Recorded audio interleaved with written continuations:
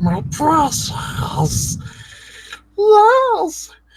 Hello, precious, and welcome to this live audio commentary column on our favorite movie. No, it's not. Shut your face. On The Lord of the Rings, The Two Towers. Where I'm joined today by my good friend Smeagol. No. His name is Jack. Jack the Film Fanatic. Yes. And back to reality. Sorry, I could never resist a Gollum impression. Hello, everyone. Ollie, I think you should throw that guy into the volcano. Yes, I shall. Hello, everyone, and welcome to this audio fan commentary on The Lord of the Rings, The Two Towers, directed by Peter Jackson, released in 2002, and is the second film in the Lord of the Rings trilogy. We are just commentating on the theatrical version, not the extended edition. Sorry, folks. We don't have time for that. As much as I would love to. Ain't nobody got time for that. Nobody got time for that. So yeah, once again, you know how it works. We're not doing this for financial gain. This is just us as fans commentating on the movie. We're just doing it for fun. There's no financial gain involved. And if you want to follow along, put your timestamp to 0 and press play. Again, theatrical cut, not extended cut. So yeah, Jack, is there anything you want to say before we proceed? Not much, just that I'm looking forward to rewatching this again. Yeah, this is interesting. This is my second favourite of the trilogy, and also my second favourite of the Middle-earth saga, if you want to include the Hobbit films as well, which I do. So it would be the middle. It would be in the middle of your ranking of the Middle-earth Lord of the Rings trilogy. Well, of the Lord of the Rings, yeah, but of the 6 movies, it's number 2. So, yeah, I love this film. Love it. Okay, so I'm ready whenever you are, Jack. Do you want to do the countdown, or shall I? Let Gollum do the countdown. That's precious. Okay. 3, 2, 1. Okay, playing. Mr. Frodo, you need to stop Gollum. Can't, Sam. I can't. But this is interesting how we're opening basically where in the middle of the first film movie where Gandalf confronts the Balrog, which I'm very glad that Peter Jackson fought for that to be the opening, because the studio wanted the movie to have a prologue, but they felt it was unnecessary. They wanted to just get on with the movie and tell the next part of the story. So they just said, well, let the audience take the assumption to go and watch the first film. But great opening shots. Look at New Zealand. It's just blissful. Yeah, it's a great tourism guide. Yeah, these movies, including The Hobbit, like they're a New Zealand commercial. Yeah, come to New Zealand, mate. No, I mean, this is a great opening shot. And this is the first time I think I've seen this on Blu-ray. I mean, because I think I could have watched the DVD for Return of the... No, I actually think we watched Return of the King on Blu-ray, but this is the first time I've seen this on Blu-ray. And so far, I mean, wow, just stunning. Looks like it was shot today. Yeah, I mean, I'm glad. I mean, these movies are some of the best looking movies on Blu-ray, which I'm very happy about. Yeah. I mean, I love that we get thrown straight into the action. I mean, this opening is one of my favorite openings to the movie. It's so good. This is an epic way to open it. I like the way they recap the end of the first one.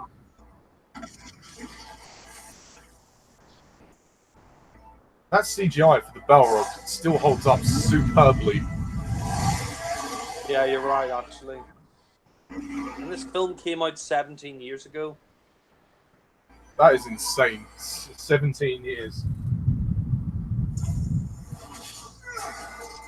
No, Gandalf, no! I'd have been 4 or 5 when this came out. Yeah, I was 5, going on 6.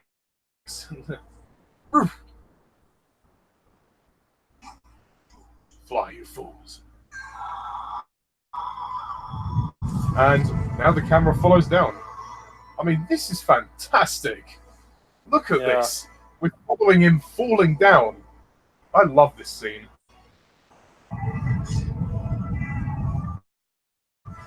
Wow. It still impresses me today. Just brilliant. Yeah. I agree. I think Ian McKellen, he's doing all of this. There's no stunt double. Yeah.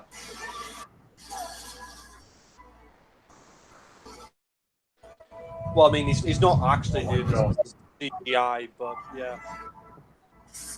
Yeah. Well, I mean, like the shots where he's hitting it, like the first shots, he did do in front of a blue screen. I've seen the special features, but obviously some of this is CGI.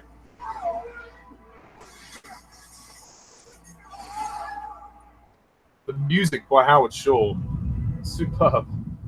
Everything about these movies works so well. Wow, look at that shot there. My God. Now that is how you open a movie. That was terrific. More, please. Yeah.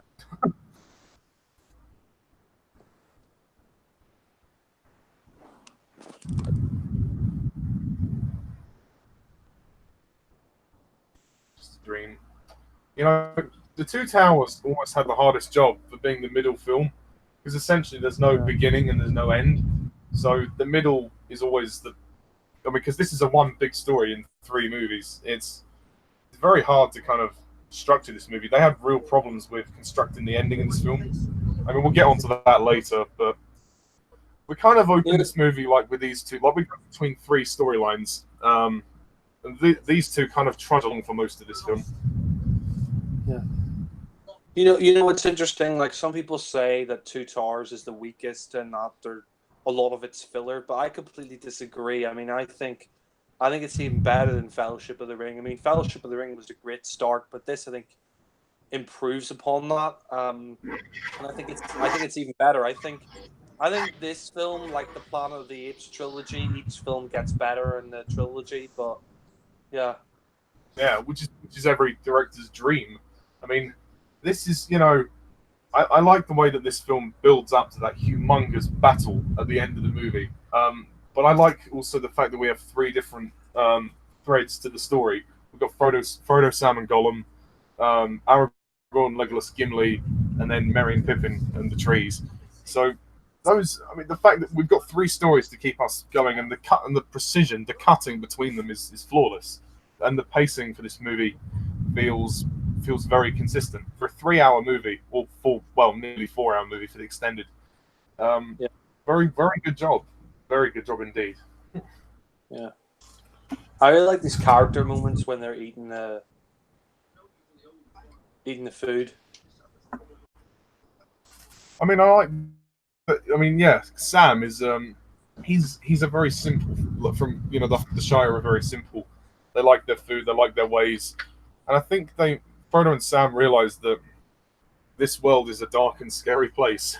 And when they go back in Return of the King at the very end of the movie, they kind of realize that no one will understand what they've been through because it's so life-changing.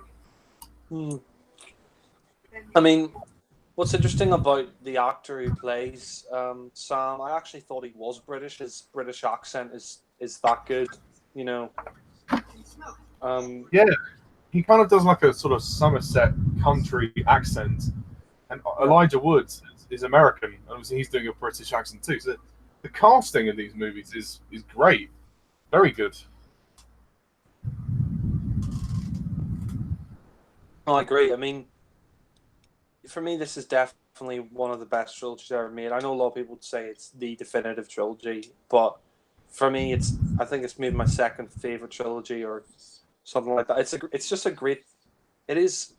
These films are just so good. I mean, and I'm so glad you introduced me to them because, when I was younger, I only saw bits of them and I wasn't that interested. But, watching them, Yeah, They are great. They are great films, all three of them.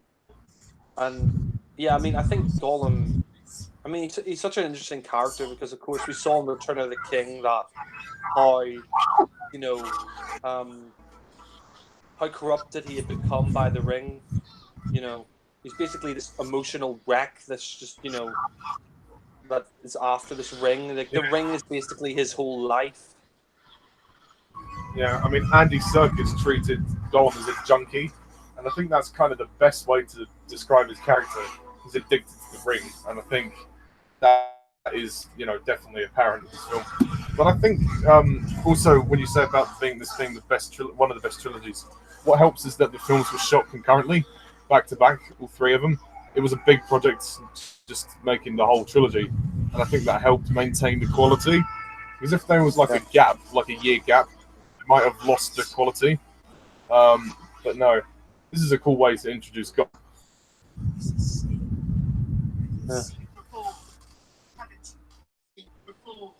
Gollum. If I was Frodo, I'd just finish him off.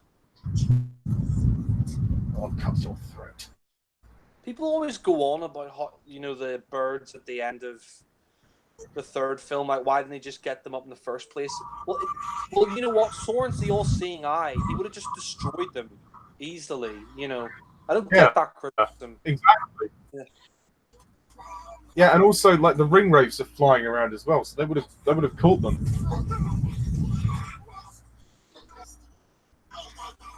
And plus, what story would that have been? They just go on the bird, they arrive, that's it. The whole point of the trilogy is they go through a huge emotional journey and a physical journey, that changes both of them, Yeah.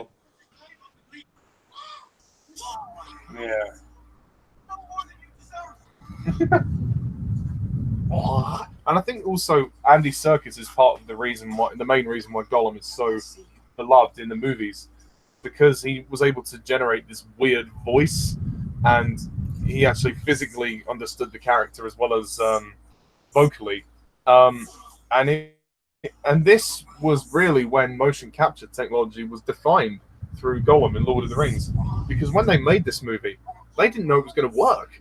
They didn't even know if Gollum was possible to make digitally, but thankfully it did work, and the design of him is great. He's really creepy, and I mean, he's one of the best performances in this film, probably the best for me.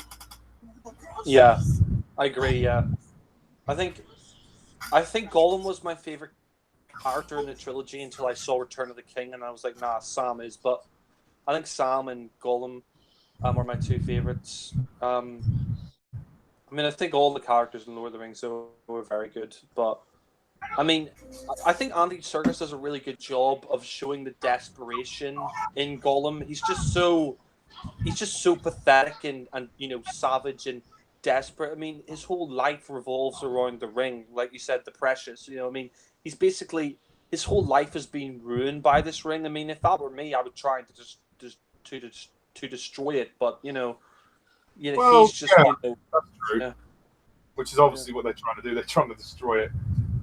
But if it were me, I'd take Gollum to the nurse because he needs psychiatric help. Yeah, I think it's a bit too late to sort his head out, but yeah. Because think about it. In The Hobbit, we see him in the cave. He's been there for nearly 500 years at that point, and that was when Bilbo stole the ring from him. And I think Bilbo doing that has obviously escalated his condition. I think he's one of the most complex characters, and he's a fascinating character. Must have been a delight to play. I love the fact that the Lord of the Rings trilogy, even though it does have CGI, it doesn't over rely on the CGI. A lot of it's practical, which is great. Yeah, I agree. That's where The Hobbit kind of dipped a little bit for a lot of people, because The Hobbit was a little more lazy with the CGI. I think, well, if you can do it in Lord of the Rings, why can't you do it in The Hobbit? Have these Uruk-hai or these orcs looking practical. I know it's laborious and time-consuming, but come on, it's the effect. It looks even more real. It's almost the staple of classic filmmaking to do that. You know, they could have easily have gone with CGI with this film, but I think these movies totally brought CGI into the forefront. I think as well as Toy Story. Yeah. Well, I guess you could say Star Wars as well, the George Lucas trilogy. Well, yeah, true. But the problem with the prequel trilogy is that it over relied way too much on CGI, and that's where the Hobbit. That's where the Lord of the Rings make it. It's a good distinction. It uses CGI, but it doesn't use it all the time. I mean, that shot there is just amazing. The music. Wow. I love the fact that Gimli's like halfway behind them. He just can't keep up with Aragorn and Legolas. Again, the music there by Howard Shore. Dun, dun, dun, dun, dun. Yeah, his score for all three films are just great. He fell in love with the world of Middle Earth from the minute he was introduced to the set. Yeah. I mean, my only problem with the trilogy really is probably Legolas. It's just way too perfect, but yeah, it doesn't bother me. God. Yeah, I do agree with that. He's a little too badass. I mean, there's a cool moment later on when he like slides down the stairs with on a shield shooting arrows. I think they make him look even more perfect in The Hobbit when he comes back in the Desolation of Smaug. Yeah. You know, it's really hard to. I mean, like when you first watch Lord of the Rings, you can hardly distinguish John Rhys Davies as Gimli because, I mean, if you see him in Indiana Jones on the Last Crusade and the Raiders of the Lost Ark, he looks completely different. But he gives a great performance as Gimli, you know. Yeah, you're right. Because actually, in real life, he's quite a big guy. But they had obviously a lot of scale doubles, so they found a way to make it work. He just said that line that has become a meme now. We're taking the hobbits to Isengard, God. That video is hilarious. We're taking the hobbits to Isengard, God. You know, there's a lot of miniatures used for this movie.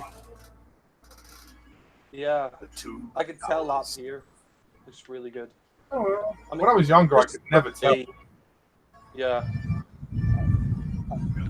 Christopher Lee, I have to say, I mean, wow. What a great actor. It's a shame he's no longer with us, but he lived a good, long life. And, I mean, he's excellent. He is. I love him in these films. And even in Return of the King, in his death scene in the extended edition. But this is like his last regular appearance in the trilogy.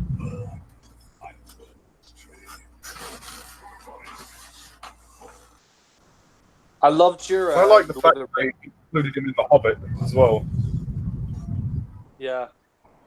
I loved your Lord of the Rings impression video where it just had a close up of your eye for the Sauron impression. Cheers, yeah. I didn't know how else to do it, really. Yeah. What can you do? He's a big, giant eyeball. Ugh. It seems quite disgusting how they create the new, you know. Ugh. You know, this is why I love Peter Jackson, because he comes from that horror background. He made his earlier movies with those, you know, prosthetics and those really disgusting looking creatures. He's great at all that stuff.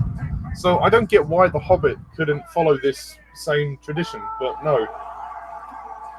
You leave a bad taste in my mouth. Bad taste is hilarious.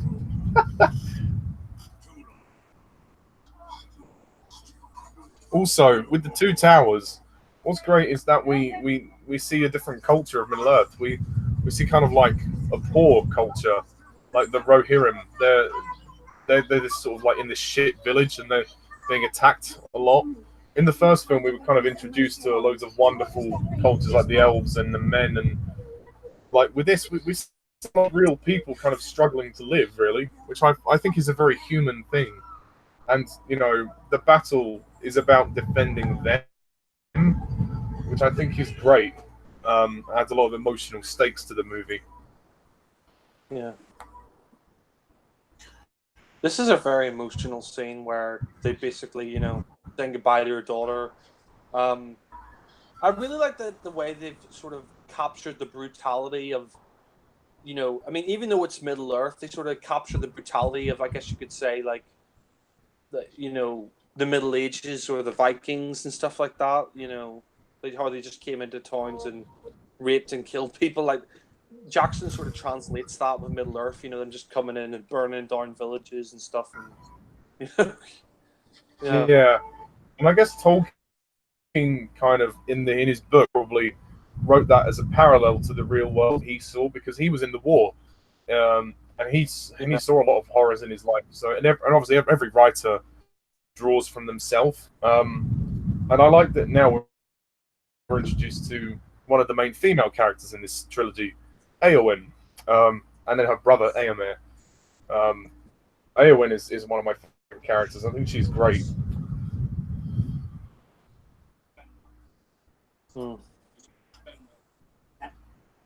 Oh, Dream of Worm Song. It's funny. When I first saw this guy, I thought he looked like a kind of disheveled version of Severus Snape from Harry Potter. I could see why. Yeah. Because he has that kind of pale look in his face. I mean, I know it's Brad Dourif and he's in makeup and all of that, but it just made me think, that was all. Yeah. This film is so well paced. Like, it does not drag, in my opinion, at all. Yeah, some people who say it's the weakest say, "Oh, it does drag." I mean, I can understand. I mean, it does take it takes longer to get to the action, but I don't think that that's a bad thing. I love the character drama and I love the story and the way it's constructed. Jackson keeps it interesting, and I think there's enough action in the movie. I mean, the battle itself is huge. That takes up a lot of screen time. So, all three movies have great action. Yeah. It's funny because that actor there played Bones in the Star Trek reboot films. What's his name again? Carl Urban. Carl Urban, yeah. Eee. One tongue is stalking his sister. Fucking incest. Ugh. Oh no, that one. He's just like he's stalking AM's sister. It's not the. He looks a little bit like the actor who played Bootstrap Bill, Stellan Skarsgård. Like, yeah, he's like Bootstrap Bill meets and Safe. If they had a kid, then it would be this guy. Yeah, yeah. So the love child of Snape and Bootstrap Bill. Yeah. Dun dun dun. This is so good. Yeah.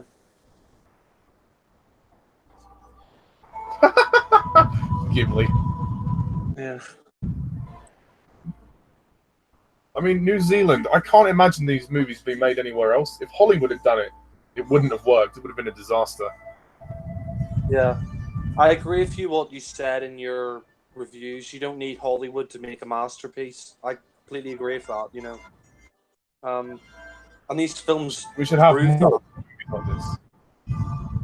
Yeah, I mean, you could argue that the Lord of the Rings trilogy are independent movies made. Obviously, the studio funded them, but you can argue because they were made in New Zealand that they feel a little bit like independent home movies, just on a bigger budget. But obviously, studio endorsement kind of help them make the movie. There's no question about that. But skill in this is amazing. Also, I love the fact that the Two Towers is Merry's coming of age story. In the third one, it's Pippin. He grows up, but in this one, Merry grows up, which I really like. It's funny. It's funny they're called Merry and Pippin, but Merry's like a girl's name. But yeah. Well, I think it's actually spelled Merry. Merry, as in like Merry Christmas. Well, fair enough. Yeah, I mean, no, Tolkien does definitely use some old-fashioned names. I've never heard a guy being called Merry. well. Merry. One thing I will say as well, like people go on about Jackson and all that, and yes, without him, these films would never be as good as they are. But you can't forget J.R.R. Tolkien because he wrote the books, you Yeah, know. So yeah, yeah, but it's almost a perfect translation. Funny, that orc who says, "We ain't know nothing but make eat bread," that's actually Andy Serkis, funny enough. interesting.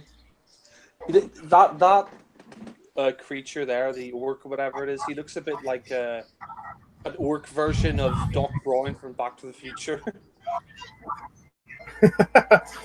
Great Scott! Ugh. The orcs are cannibals. They obviously eat each other. E. Yeah. Oh. Let me give it some guts flying around.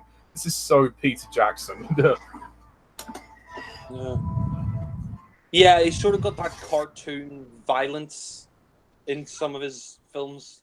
Like I think he did Brain Dead or something, or uh, something like that. Yeah, I must watch that film. I've heard it's pretty good. Yeah, Brain Dead, but apparently it's like one of the goriest films ever made. But yeah.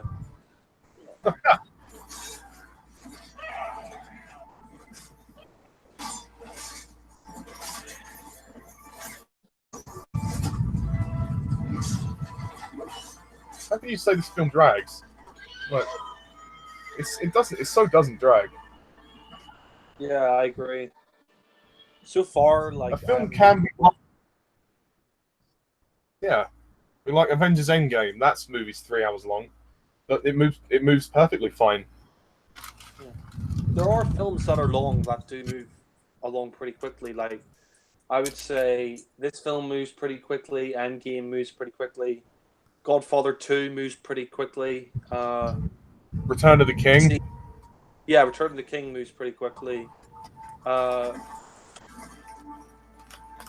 Dino with Robert De Niro moves pretty quickly as well, and that's 3 hours. But yeah,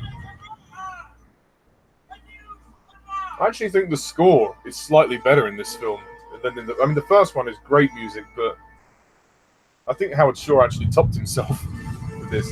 Dun, dun, dun, dun, dun.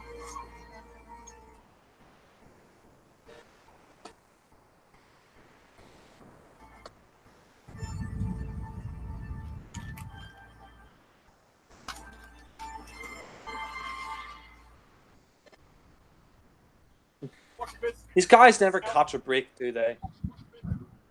No, it is interesting how in this film they are all split up. Whereas in the first film it was all kind of a linear progression, and but they set out as a group, and then at the end they were kind of down low because Gandalf and Boromir sort of died.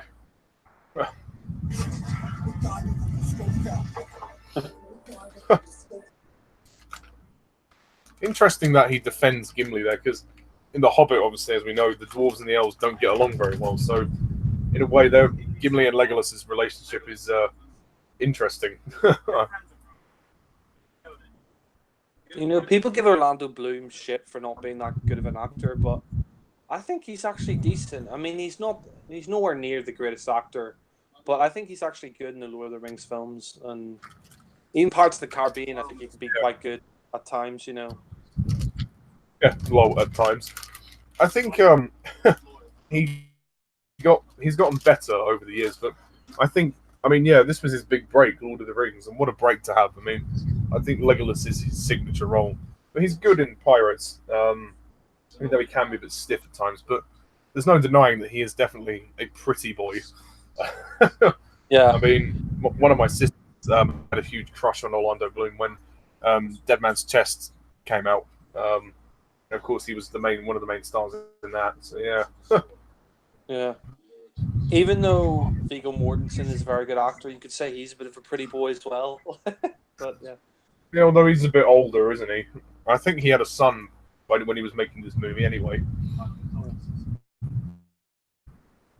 Funny enough, Yeah. Viggo Mortensen wasn't originally cast as Aragorn.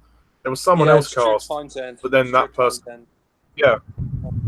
But then Actually, I kind of feel bad for Stuart Townsend because I've seen Resurrection Man. He's an Irish actor. He's from Dublin, but I saw Resurrection Man, which is a film about the Troubles in Northern Ireland, and he was actually really good in it. And I kind of feel bad for him because Jackson had originally cast him, but apparently Jackson said he was too young to play the role, and he never got the part. And he's never really gotten a big break in Hollywood since then. So, or the film industry. So I yeah, kind of feel bad. I feel bad for him that he didn't get the role, but at the same time, I mean, Viggo Mortensen did a really good job.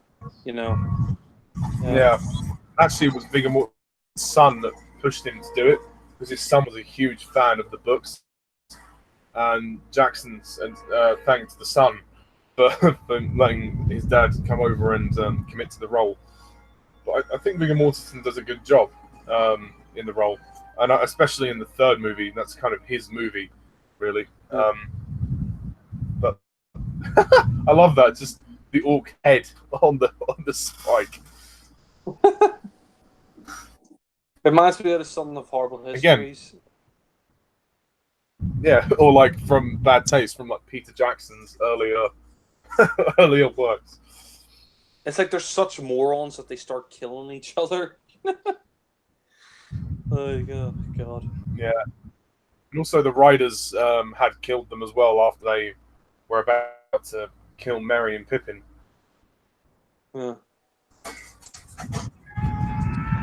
Oh, fun fact: he'd actually broken his toe when he did that, and then he yelled out the kind of the painful scream, but that was more of the pain in his foot. But he used that for his performance, and like, because each time he had to kick the closer to the camera, and then that last time he'd hurt himself, which is kind of interesting. And yeah, it's funny that when I watch the special features, I've learned this information. It's just kind of funny. He was in that Best Picture winner recently, Green Book, Viggo Mortensen. Yeah. Have you seen it? Because I was interested to watch it. No, I've seen clips of it. It looks like he's playing like an Italian American gangster, like a New York gangster or something. But I heard some people say it didn't deserve Best Picture, but yeah, I don't know. Yeah, it wasn't in cinemas for very long. Yeah. I think the Academy were absolutely right in giving Return of the King all those Oscars. Yeah, I'm glad they did, because I mean, it thoroughly deserved it for me. 11 Academy Awards. That is a truly mesmerizing achievement. Titanic, on the other hand, I don't think deserved all those Oscars. I'm sorry, but I mean, I can see why some of the Oscars. I mean, production design for that movie was tremendous, though. yeah, no, but story, dialogue, I don't think it deserved that. But fair enough. I think there were better films, much better films out there than Titanic. But I think Yeah. part of it was probably to do with hype as well. There was a lot of hype around that movie when it came out, and then a lot of the teen fangirls were obviously seeing it many, many times. Oh my God! It's the greatest movie ever. I'll never let go, Jack. I mean, it's a great movie. I really like it. It's a great film, but it is very long, and yeah, maybe 11 Oscars wasn't, I would have given it 2 or 3 Oscars, not 11. But I'm sorry, but I think A Night to Remember is a better film about the Titanic. But yeah. I love the set of the forest, Fangorn Forest, which is really cool. And I love that we're introduced to the Ents, otherwise, well, Treebeard and the Walking Trees. I think they're really good additions to this film. Merry and Pippin have got wood. They do like a good smoke, actually. Oh well. Merry. Funnily enough, this came out the same year as Chamber of Secrets. Yeah, a month afterwards, actually. Wow.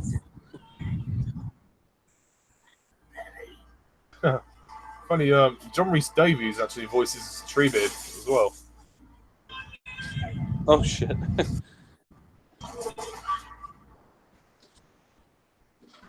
Just taking a gander. I said, "Hey, Mary, take a walk on the wild side."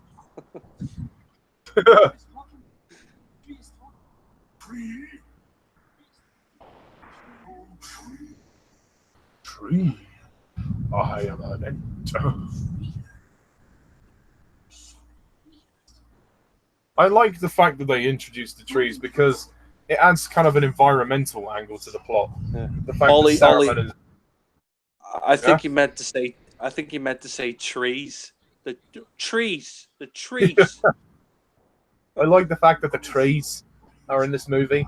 I mean, the fact that Saruman is telling his people to burn down those trees. It's not very nice. No, I mean it's I mean, and finally take a stand at the end. You feel the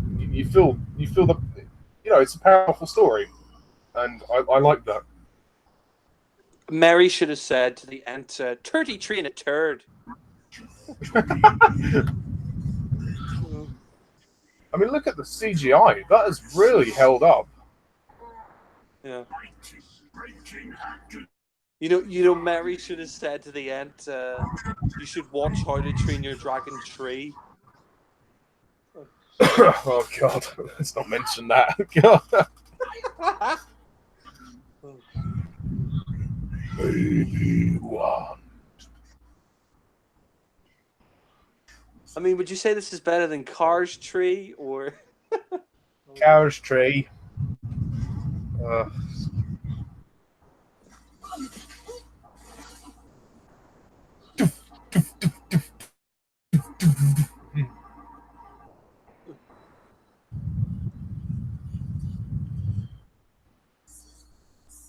I mean, can you imagine if it was God probably or Jesus? if you think about it, not much actually happens in Frodo and Sam's part of the story until the end of the movie when they get captured. But I mean, I think, as you say, the pacing of this movie works very well. So all the scenes here are very interesting. Like this scene in the dead marshes, it's really, really good.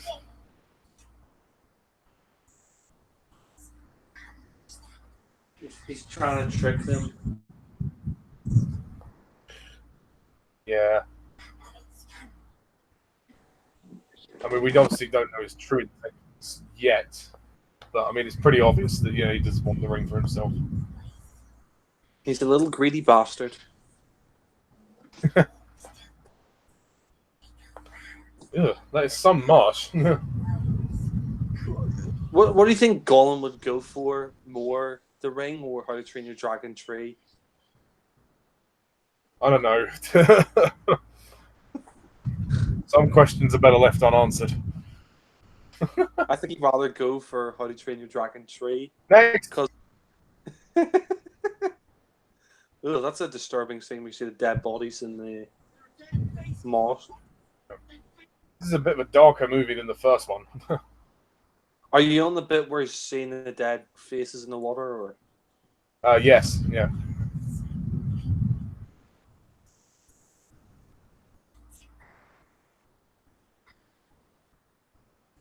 I mean, you can do the Gollum voice so well. I never heard someone do the Gollum voice as good as you.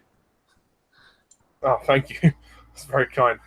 I've been told I could do a lot of impressions, but I don't know how it sounds to me. But I've watched these movies for years, so I've sort of picked up the voice. Just kind of, I don't know. I can't teach anyone how to do it. It's just I don't know how I do it. It's just obviously one of my few talents I've got.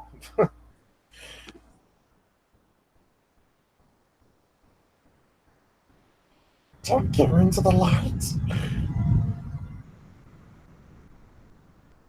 This is freaky when the eye opens. Frodo! Never let go, Frodo. I will never let go. Oh, that's a disturbing scene. This is really freaky. I mean, Ugh.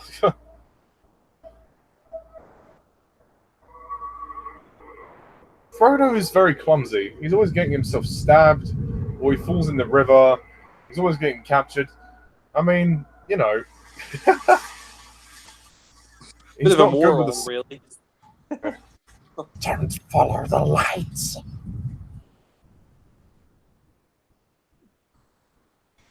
Does Gollum ever change that loincloth? Probably not. I mean, he's probably been wearing it for about 500 years.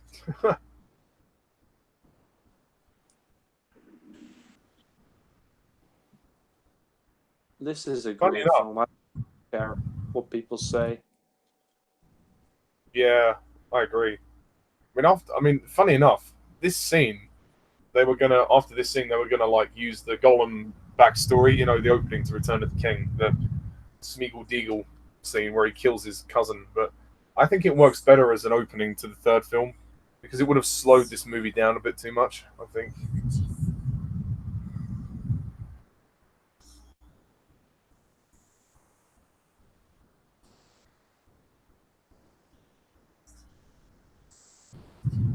Hello? I'm here, yeah. I just watching. Yeah. Doesn't task us, not its business. Be quite honest with you, Gollum. I think you're looking for my copy of How to Train Your Dragon Free. Is that what you're talking about when you mean the precious? Oh, fuck. Oh, Fuck you, you piece of shit. Got him. Can you imagine he swapped the ring for the How to Train Your Dragon 3 Blu-ray? And like, oh, Gollum's like, what the fuck? Come fly with me. Let's fly. Fly away. He has very blue eyes. I just feel kind of sorry for him, really. Yeah, he's sort of a pathetic character. Yeah, and I think Frodo does have sympathy for him in this film.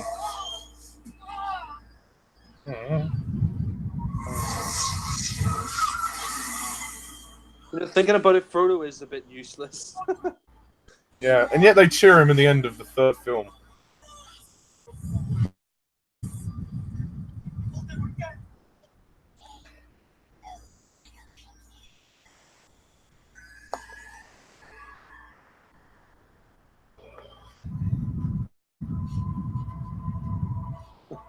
It's the Grim Reaper. Oh! Shit, take over, precious. Gollum, Waves on wings. Gollum, why you treat me so disrespectfully? Precious makes me an offer I can't refuse. I never wanted this for you. I just wanted you to marry my daughter. You come here on my daughter's wedding day, and you offer me precious. Hello, Precious. I would like to speak to Tony Two Guns. Gollum. Get the fuck out of here, you fucking piece of shit. Where's my whiskey?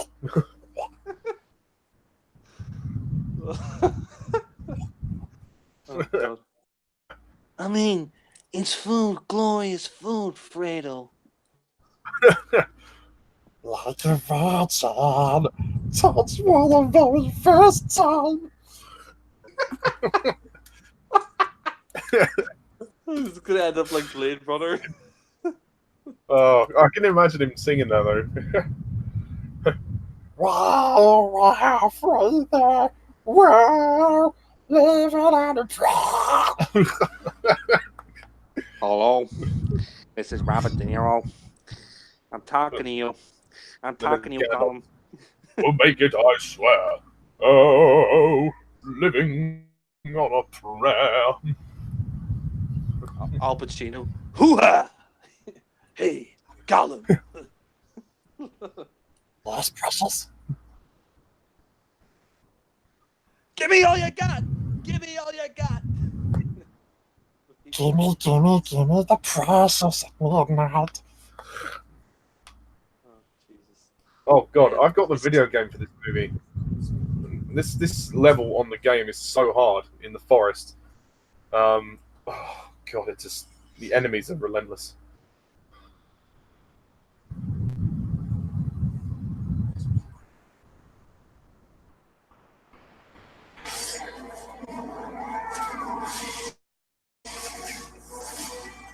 It burns us.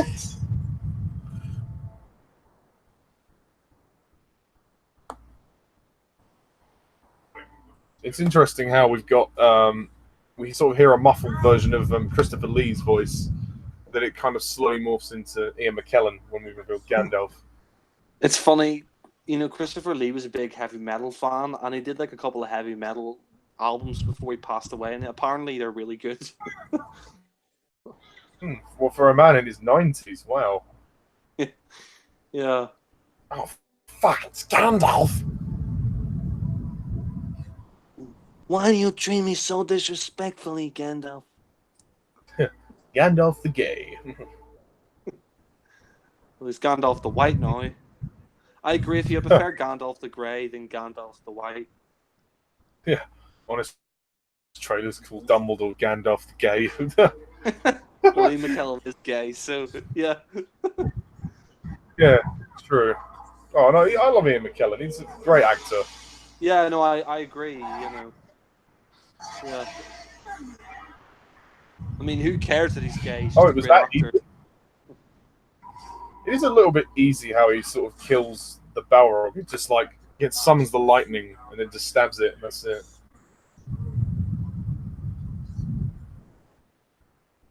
It's like he was. It's like, is it Gandalf Jesus? I mean, he was reincarnated by the looks of it.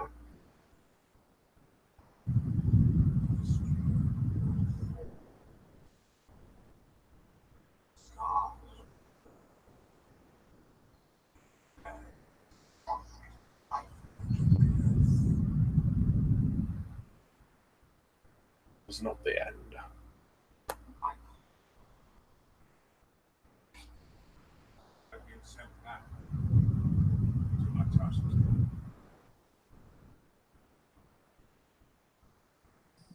Gandalf.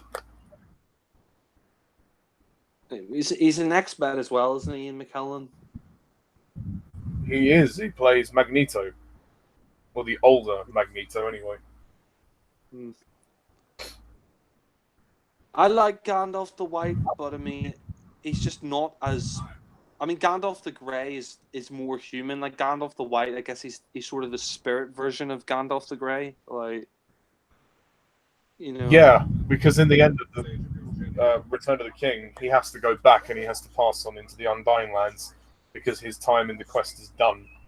So yeah, he's only come back just to kind of aid them until they can succeed. But yeah, I do agree. And also, Gandalf the White, he's not in this movie very much. He kind of comes in and then after a couple more scenes, he goes off. Then he comes back for the final battle. Yeah. He's in Return of the King a lot more. You must have even met Inspector Clouseau. Do you have a him? What? God. Hamburger. Oh God, not that. This is the final frontier. These are the voyages of the Starship Enterprise. I am looking. Yes, chimpanzee Minky. You said Minky. I meant monkey.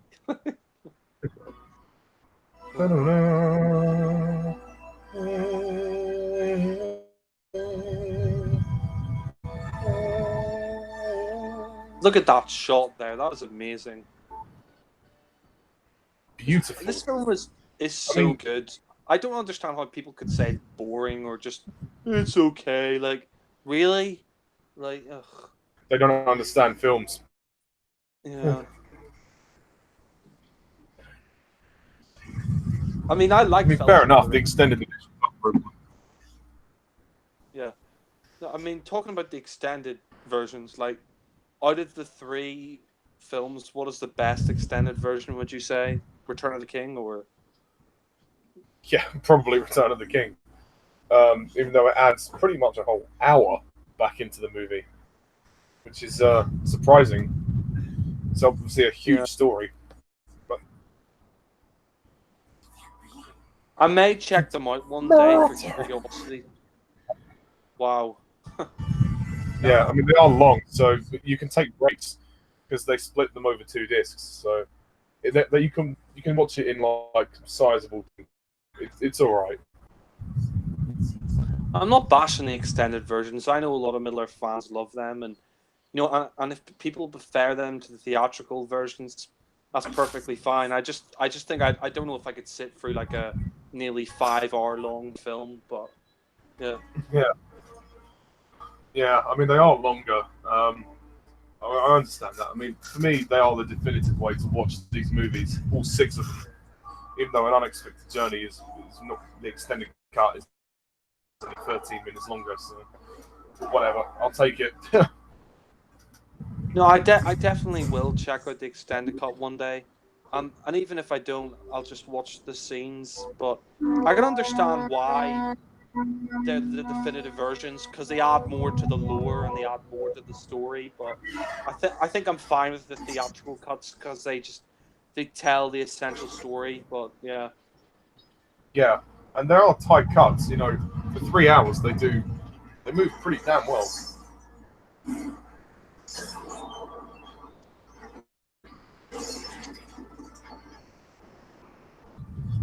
I mean, to think that the Frodo and Sam were that close to Mordor, they could have destroyed the ring a lot sooner.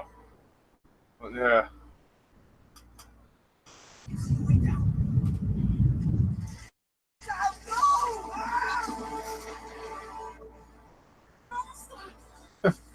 Faster!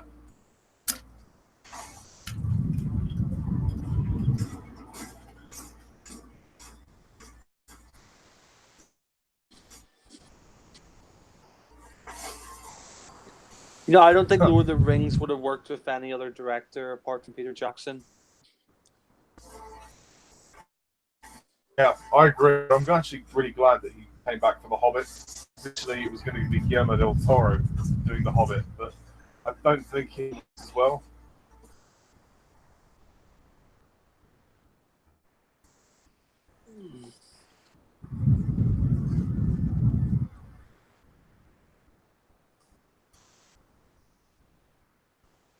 It's a really tense moment because they could die. They could get caught and then they're dead. No.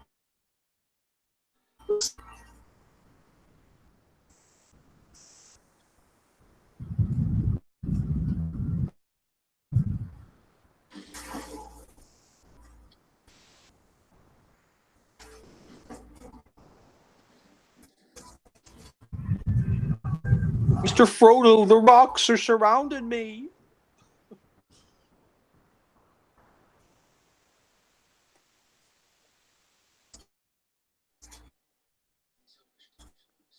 You there? Yeah, I'm here. I thought you'd gone or something. No, I was sorry. I was just watching the movie. I mean, look at the expressions on Gollum's face. It's all so real. This is 2002. It's amazing how well it's held up.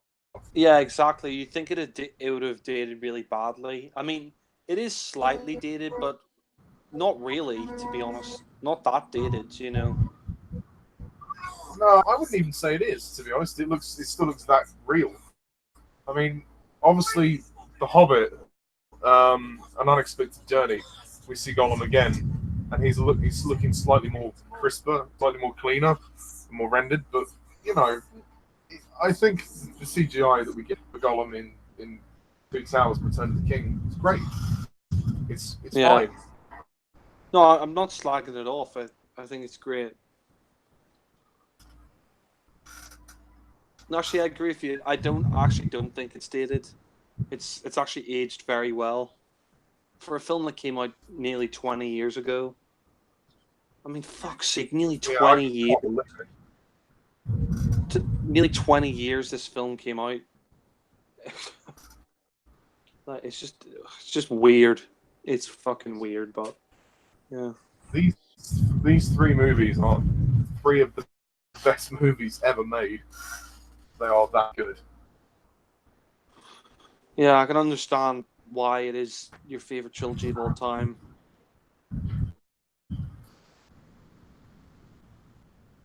And here we go. We get to Edoras, which is good.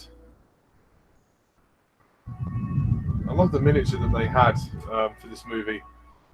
They were able to film a lot of shots with that. Although they did actually find a hill to build the set, which was good because it looks amazing.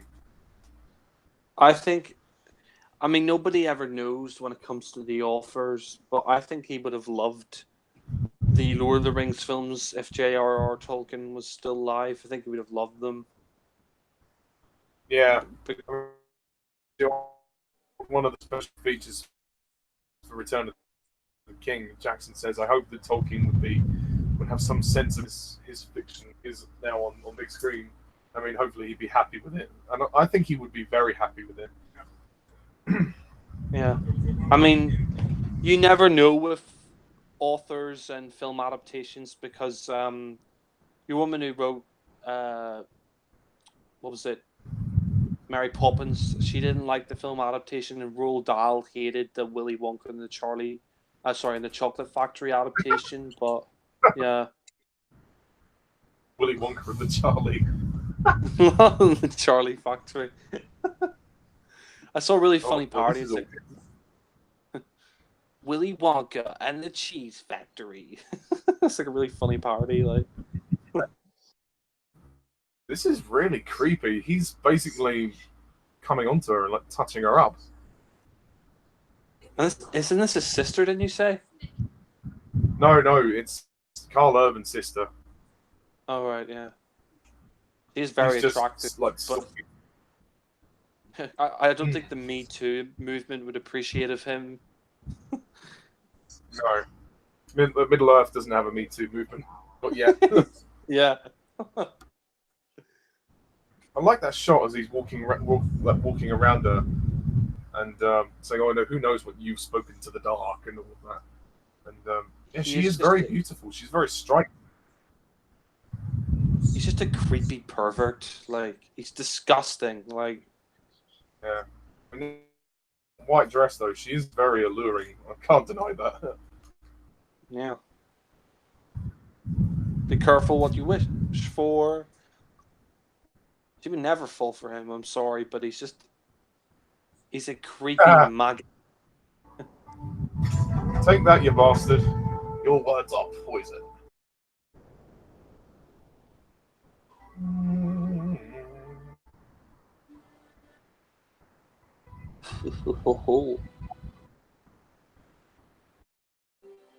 I mean, the views are just stunning. I mean, looking out to New Zealand, it's just constant wide open spaces, nothing else.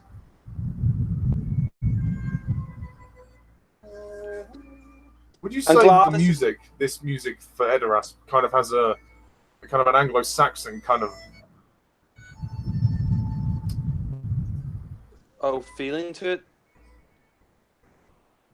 Yeah, like kind of Anglo-Saxon vibe, like with the da da da da da. No, I really love the soundtrack for this. Yeah, I know. It sort of sounds a little bit Middle Ages. Yeah, sort of Anglo-Saxon, like you're saying. You know, I think that's what the feeling you get with Lord of the Rings is. Even though it's its own world, the Middle Earth, you sort of get the feeling that it's set in the Middle Ages of our time in some ways. But yeah. Yeah. I also love that shot we just saw of like the wide shot of Edoras on the hill. Very impressive. The production design just blows me away for this. Like the set design, the costume design, everything about it just, it's just great. It works. I think even more so for Return of the King, when we see Minas Tirith. Yeah. Three more Can you ones. imagine instead of Gandalf the White, Gandalf the Kite? Yeah. Gandalf the Shite. Funny because I know you've seen it, but the Hobbit, Sylvester McCoy appears as Radagast the Brown. this kind of mad, eccentric, animal-living wizard.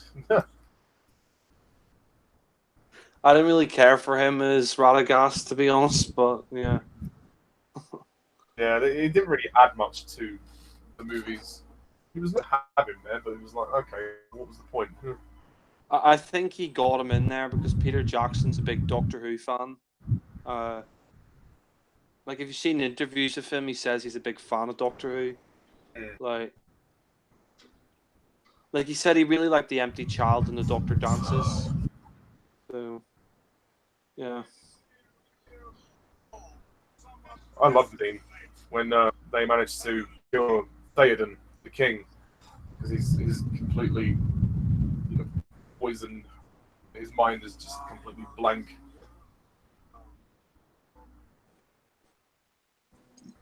How does he revive him again? I can't remember like how he revives him. I haven't seen this in ages. Yeah, it's I think it's just some kind of magic.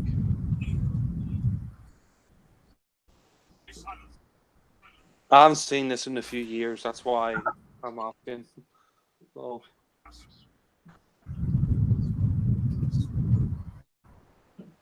I have to say though, the Battle of Helm's Deep in this film is just fucking awesome.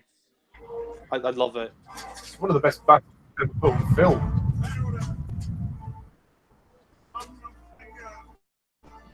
Dun, dun, dun. How the fuck?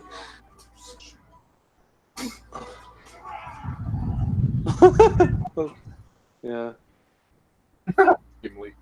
Gimli's quite funny in this movie. This is a very epic scene. Yeah.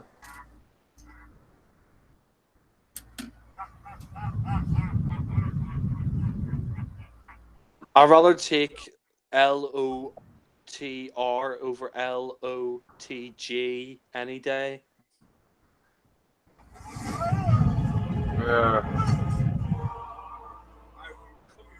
It's basically the same movie, just with owls. Well, but not as good. No. Oh, no way, no. Nowhere near as good. Still But good. It's a masterpiece. It puts those movies to shame. It puts Lord of the Rings to shame. Oh. This is a really good scene, actually. I love the makeup on Bernard Hill, who plays Theoden. They made to make him look all kind of dishevelled and pale.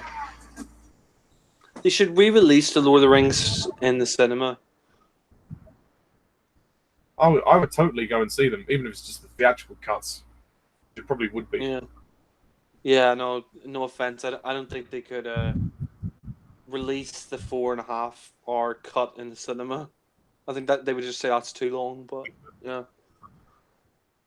This is one of the best visual effects ever. This transformation scene. Look at that. It's so seamless. Mm. That still holds up today as one of the best visual effects in film. I know it's such a small moment, but it really is good. Well, We Did Digital they're amazing. They really are. They changed the visual effects film industry with The Lord of the Rings. They really did, and they worked with Jackson on King Kong as well after this. You know, funnily enough, someone pointed out, and I agree with them. I think the CGI in King Kong 2005 looks better than the CGI in Kong Skull Island. And Kong Skull Island came like out over a decade after King Kong 2005. That's saying something, you know. Yeah, Kong Skull Island is crap. Yeah. This is a powerful moment when he grabs his sword and he raises it. Very emotional moment. You think Kong Skull Island's bad? Watch King Kong Lives. Oh, God. The worst film I've ever seen in my life. God. Oh, Jesus. That is a powerful moment. The king is back. The king is back in town. The king is back in town.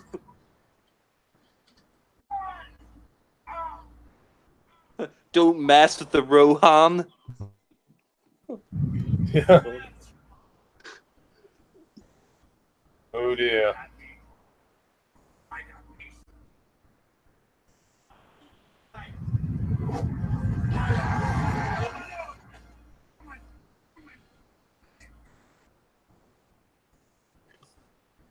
Let it go. Let it go.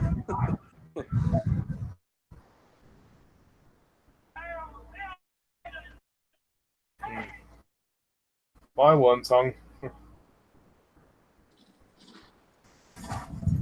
If that was me, I'd kill him. Yeah, well, he was nearly there.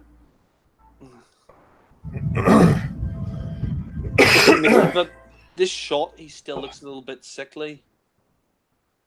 When he's the close up.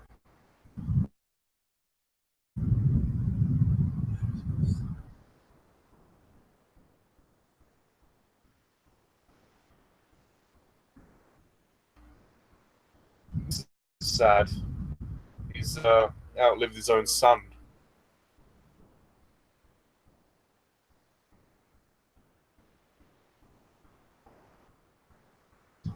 Hello? You still there, Jack?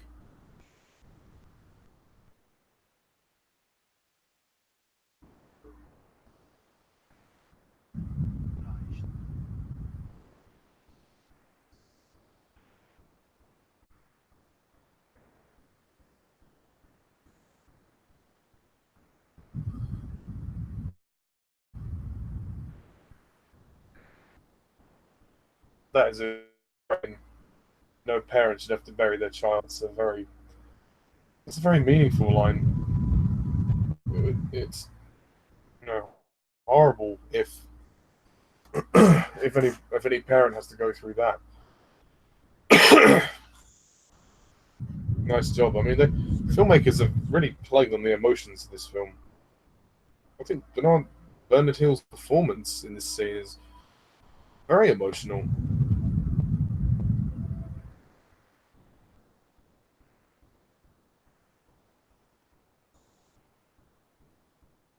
Oh, Jack, where have you gone?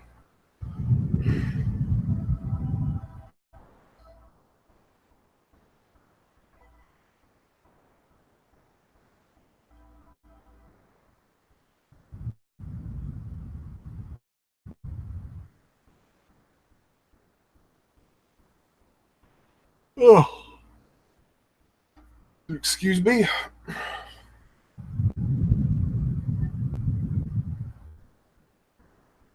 And this scene is obviously what really sparks the decision to leave Rohan and take refuge just for safety in Helm's Deep. Obviously, Gandalf has to make Theoden realise that. There's always stakes in this movie, which I really like. But Theoden's, he's very reluctant to do anything really. Yeah. Oh, he's back. Hey. Sorry, I went for a piss and then accidentally I pressed the red button by accident, but you just passed the scene where Finn was burying his son, which was very sad, and he said no parent has to bury their child. well, I agree with that. I mean, my dad said it, and he's right. You know, a part of you dies, like when your, son or daughter or whatever sort of dies before your time.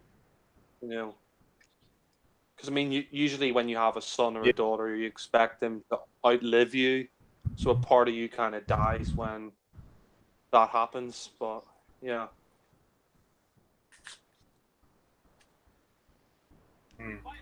I just think Theoden also, he's very scared. He doesn't know what to do. And so I guess sort of getting out and taking refuge is all he can think of doing, rather than standing and fight.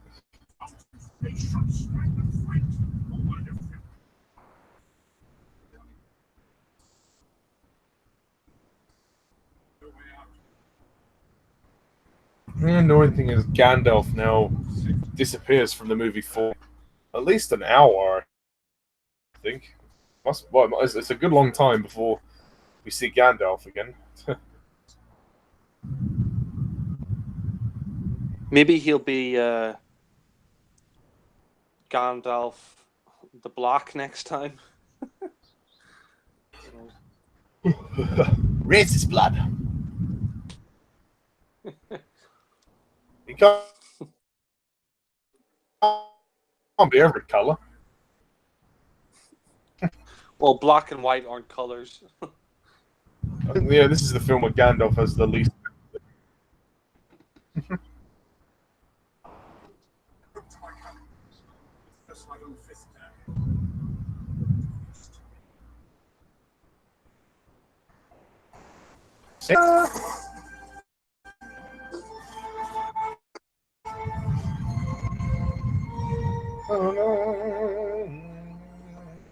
Imagine Gandalf the Pink. Oh, hello there, lovey. You shall not pass. No, you may not. Gandalf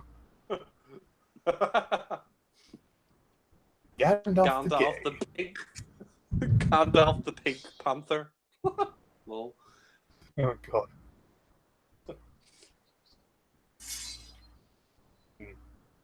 Don't mess with Eowyn. She's pretty good, but she's pretty good with a sword, you know. This is a class movie. It really is. I mean, I'm really loving it, and I know we're probably nearly halfway through the movie. You know, Skyrim, the video game, reminds me a lot of this film. I love Skyrim; it's such a great game. Skyrim, like what fantasy game? I've not played it. I've heard it's really good. It's like it's the Elder Scrolls. It's basically dragons and knights and stuff. It's not a rip-off of Lord of the Rings because the game started before the Lord of the Rings films came out, but they're quite similar in terms of, they're not set on the Earth. They're set in their own sort of continent, which is interesting. But I think you really like them. But I don't know. They're fun. They're fun games. Like if you like Lord of the Rings, I think you'd like Skyrim and the Elder Scrolls and stuff. Oh, cool. Well, I will consider it. Oh, thank you.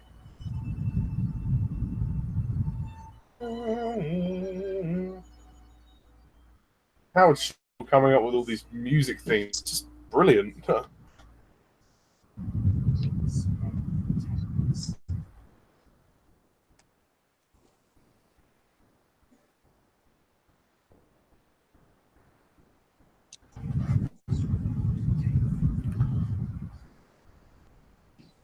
I mean, you really feel the emotional struggle of those people, and they're poor, they have nothing, and yet always victimized in this movie. There's so much that happens to them. Yeah.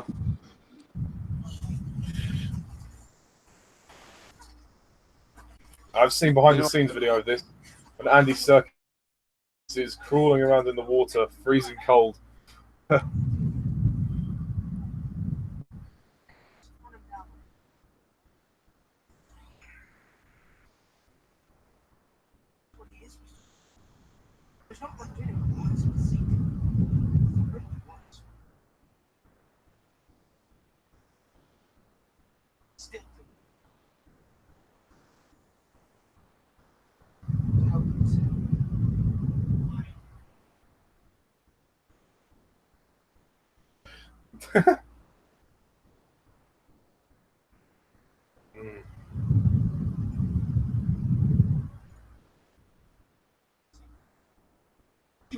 He truly is the king of motion capture.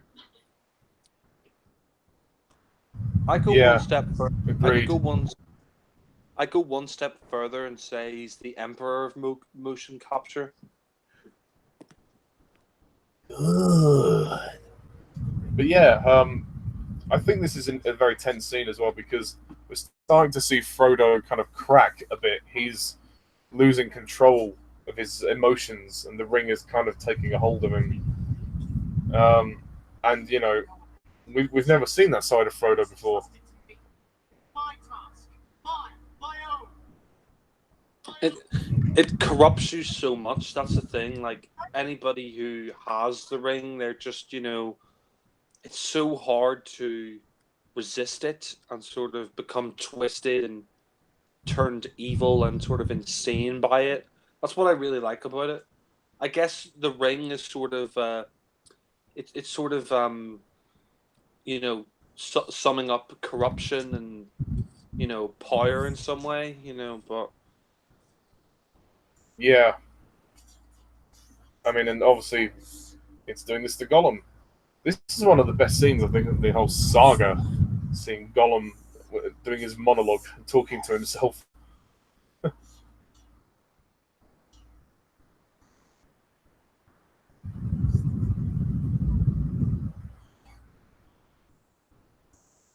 I've seen photos of behind the scenes. I've seen photos of behind the scenes. Didn't like Andy Serkis wear like a green, like spandex outfit over his whole body or something? Like, More of a yellowy, like sort of beige one, but yeah, he did. I mean, it was just really just for Elijah Wood and Sean Astin when they were acting with him. But it was also like, and also like for their eyeline, just referencing. But yeah, they just animated over him.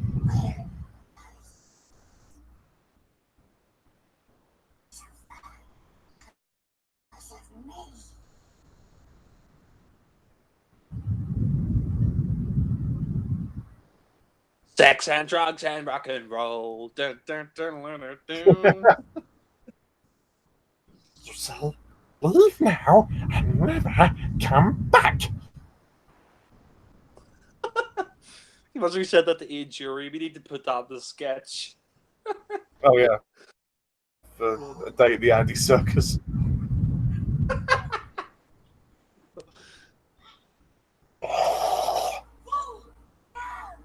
I'll never come back.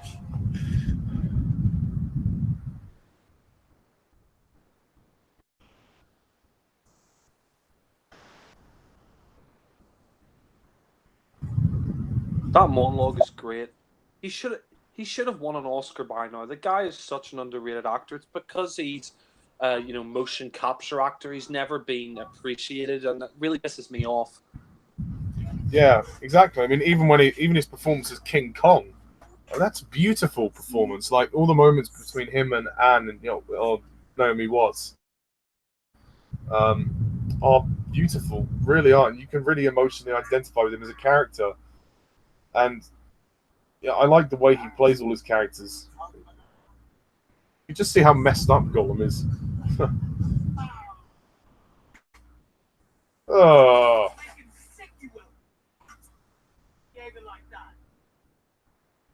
Well, you mentioned Ian Jury going up to Gollum. Hit me with your rhythm stick. Hit me. Hit me. Okay, precious.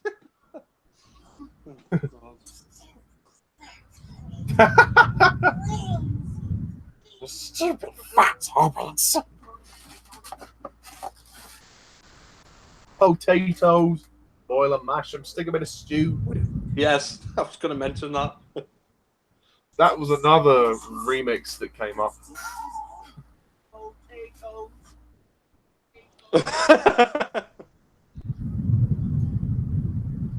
Boil them, mash them, stick them in a stew.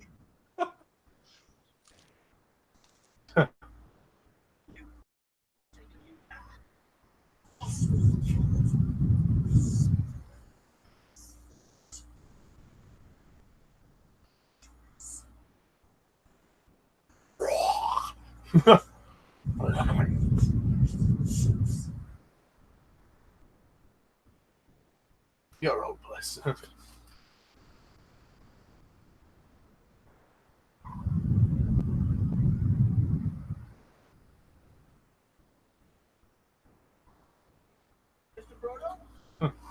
Why calls him Mr. Frodo? I'm just Frodo. Very polite. Well, seeing the Haradrim from the south coming in. So they're going to be amassing their army soon enough.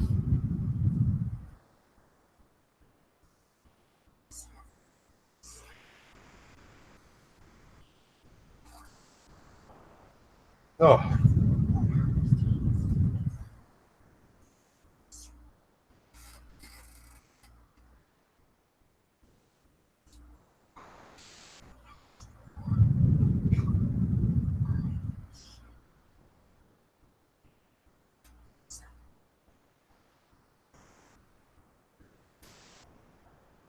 Oh. And here we get to see for the first time the Oliphants, who are essentially the Middle-earth version of elephants. They're just a bit more military. The Oliphants. It reminds me of that song from the Jungle Book. Up, 2, 3, 4. Keep it up. 2, 3, 4. Can you imagine Kamal Khan was on top of that Oliphant and like Roger Moore was there? Sit. Sit. You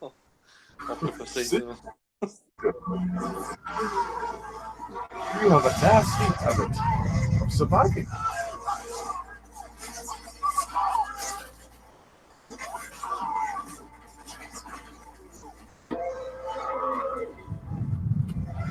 Interesting. You know, Jack. Hello? I'm here, yeah. Oh, no! This... Fucking penis! Better than a trip to the zoo.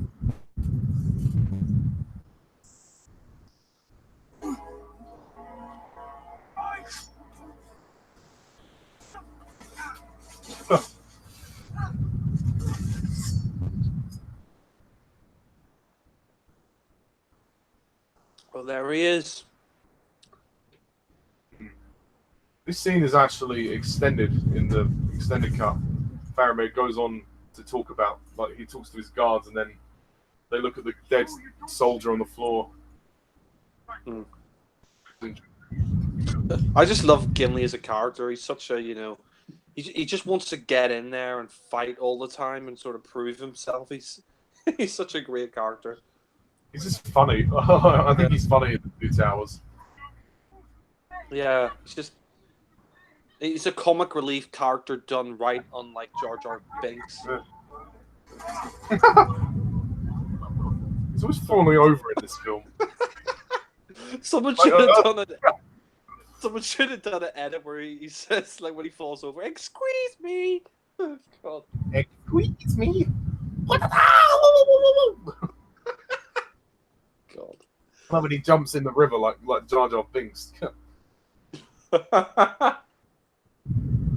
Jar Jar stinks, as I like to call him. Oh, God.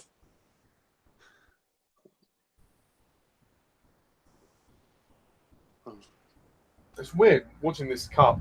I forget how tight this theatrical cut is compared to the extended edition. Yeah. I really like this scene. He's thinking of, Arwen. Yeah. His lady friend, Liv Tyler. She is fucking beautiful. I swear to Yeah. God. She is very good looking. I'm She's so. surprised. I'm surprised that he, you know, I'm not surprised he fell for her because she is gorgeous. I mean, she's a great actress as well, but I don't care if people get offended, but I think she's fucking she's beautiful. Woo. Look at the setting as well. The set where they are, like in Rivendell. It's like a dream sequence.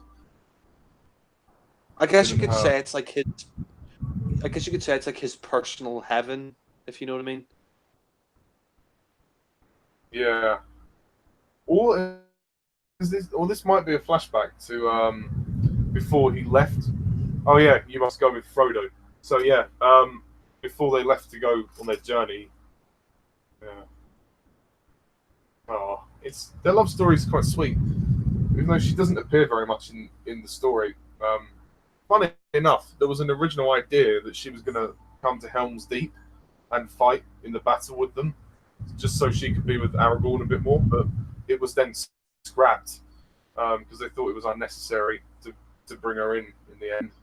Yeah. It's a shame because she did all this thing, but I kind of think that the battle's fine the way it is. You don't need Arwen to come in. But she's not that type of character. I really like the fact in the third one she gave up her mortality to be with Aragorn because you know, she loves him, and I think the love story's done very well. And I mean, that's the thing. She may be an elf, and they may be different races, but they both love each other, and that's what I really like about it. It's like It's a very tender love story and a relationship. I mean, he's fought hard to kind of be with her as well because her father, Elrond, he hasn't always approved of Aragorn because Aragorn's a man and he doesn't want his daughter to go through pain because Aragorn is a human and he's going to age and he's going to die one day. die. Yeah. Elves are immortal, but there's also this other conflict in him that Eowyn fancies Aragorn, so it's kind of a love triangle going on. Yeah. Although saying that, excuse me, saying that, um, I think that being immortal is kind of a curse because you can never finally rest. You'll be going through the centuries, the millennia. You see all these people you love die before you. It's just I couldn't Yeah, cope with that. I think it's a good thing that we, as human beings, eventually come to an end. I mean, it'd be great if we could live longer and live forever, but at the same time, it's kind of a curse because yeah, I that's kind of agree. the I mean, interesting thing. Yeah, yeah. I mean, in the case of this, in a way, she thinks, I mean, her dad says to her, you want to go on lingering while you watch Aragorn die right before your eyes, and then you just carry on just living when there's no one left. But so I guess her giving up her immortality was also she did it for herself. The fact that she could then almost essentially live a normal life, and it's very sweet the way it ends in Return of the King when she does become his queen and she does get to be with him. It's a very happy ending for them. how old is she in this film? Arwen, like, I don't know. I mean, the elves are kind of ageless, so I think she's a couple of thousand years old. They met because Aragorn was raised by elves, so was Will Ferrell there? I love this scene. To get sort of a big action sequence now. The wolves of Isengard. Oh, That's a little bit. fuck. I still think the CGI in the wolves is held up. Yeah.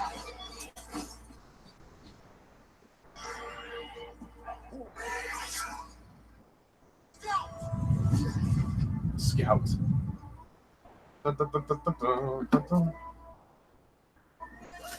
One thing I will even know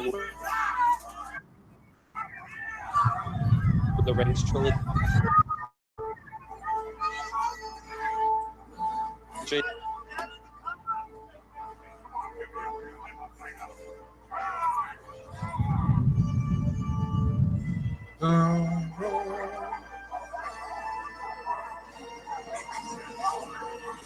Oh shit, there's a load of them coming forward. You there, Jack?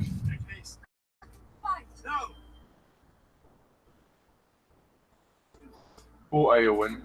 She just wants to fight. She just wants to, you know, grab a sword and just kill those bastards.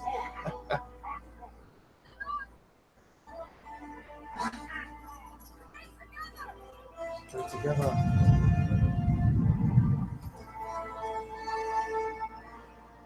Love that moment there, where she sees Aragorn ride off to go and fight.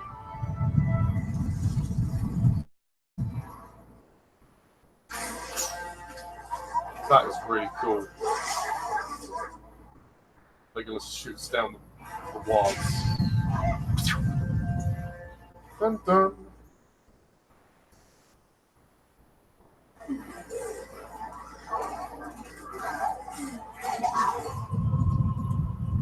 I mean, this is fantastic.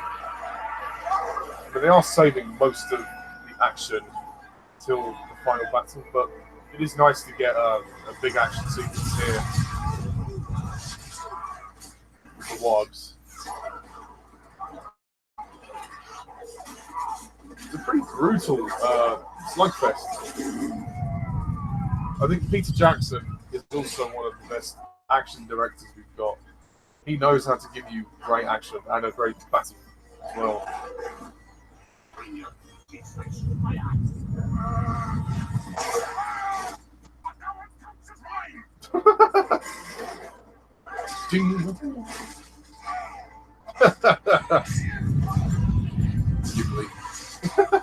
This is a pretty good action, actually.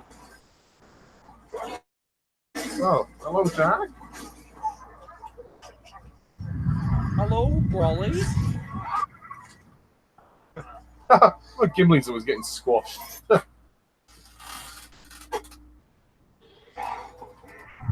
think he's such a short arse because he's a dwarf. You know, he doesn't have that height advantage that the orcs have.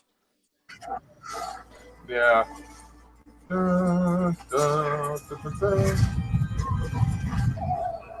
This is a great action scene.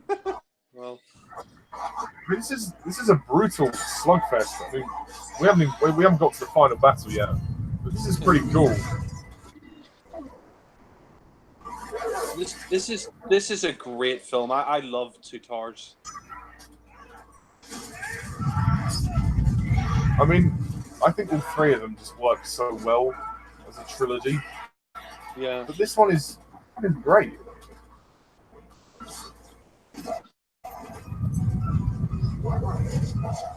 One thing I will say, I remember years ago because I never watched Lord of the Rings. I used to get, I think Aragorn's dead, but Yeah. Not for long. I was gonna say though, I remember years ago because I never watched Lord of the Rings. There was this really huge Lord of the Rings fan, friend of mine called Jamie, and not Jamie from Doctor Who, but another guy Jamie. Yeah, but he was a huge Lord of the Rings fan. I remember we went on a geography trip to this river because we had to study rocks, like some boring shit like that. But I remember like my friend, who was like his best friend, he wasn't a huge Lord of the Rings fan, but I remember like saying to him like, "Oh, I really love the Two Towers." He's like, "Oh yeah, you did." I'm like, "Yeah, I love that scene where the plane crashed into the building." And he just gave me this look, and we were both laughing. I mean, it was quite dark humor, but like it was quite funny at the same time. But because people get Oh, Aragorn's little even star. What? I mean, of course, Aragorn isn't dead, but you know, It was a nice way to end the action sequence. Mm.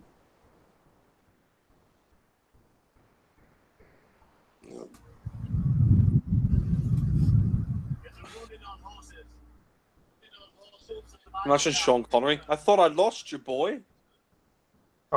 Observation guard will return. We should do a commentary on that on the Indiana Jones Last Crusades. 30 years this year since that came out. Yeah, we should do that before Hangouts closes.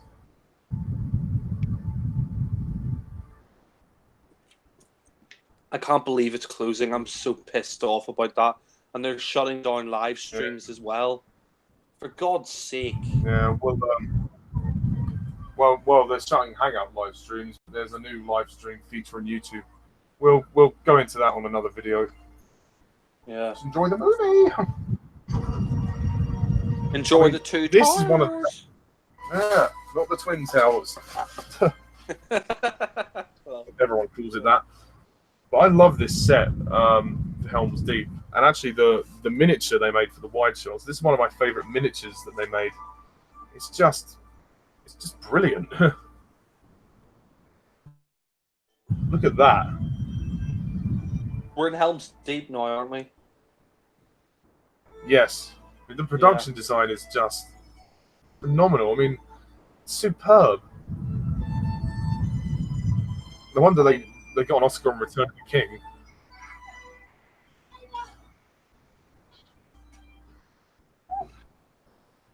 You know, even though I love the Star Wars trilogy, I probably put this trilogy above that. I agree. Absolutely. I mean, the original Star Wars is great, but these are better.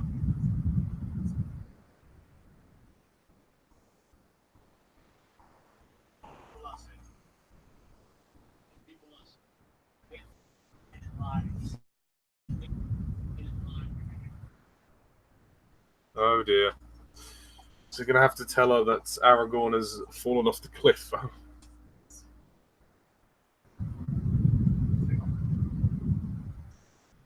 Strider!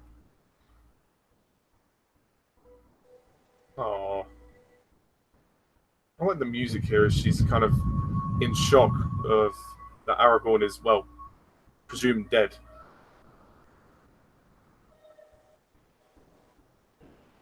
Oh. You there, Jack? Yeah, I'm here. You need to ask me every 2 seconds. Oh. No, I said you were very quiet. Well, no, I think I've said a lot about this movie. I mean, I think it's great. I mean, I think... yeah, and the Hangout now. Where it is. No, it's no, I mean, it is a great film. I mean, I think Helm's Deep is awesome. I think the production is awesome. I think the story's better than the first one. Not that Fellowship of the Ring was bad. I think Fellowship of the Ring is great, but I think this is. I think Jackson with each film, the story and just everything about it just got better and better and better. I mean, as for the Hobbit trilogy, that's different for me because I think first one good, second one the best, third one weakest. But I think with Lord of the Rings, he really accomplished something in cinema. I mean, and the scene here is just epic, where he's preparing the Orc army to go to Helm's Deep. You know. Agreed. So, for you, The Hobbit is a very uneven trilogy. Yeah, I mean, it's not a bad trilogy. I mean, I think I gave the first a 7, the second a 9, and the third a 6.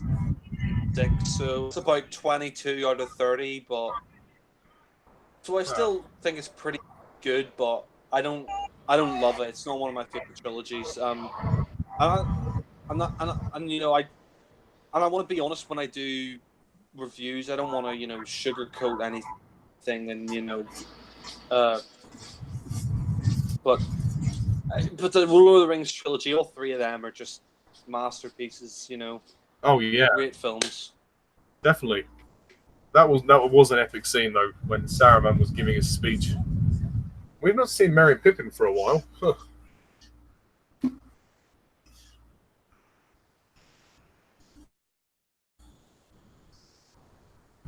I see. God.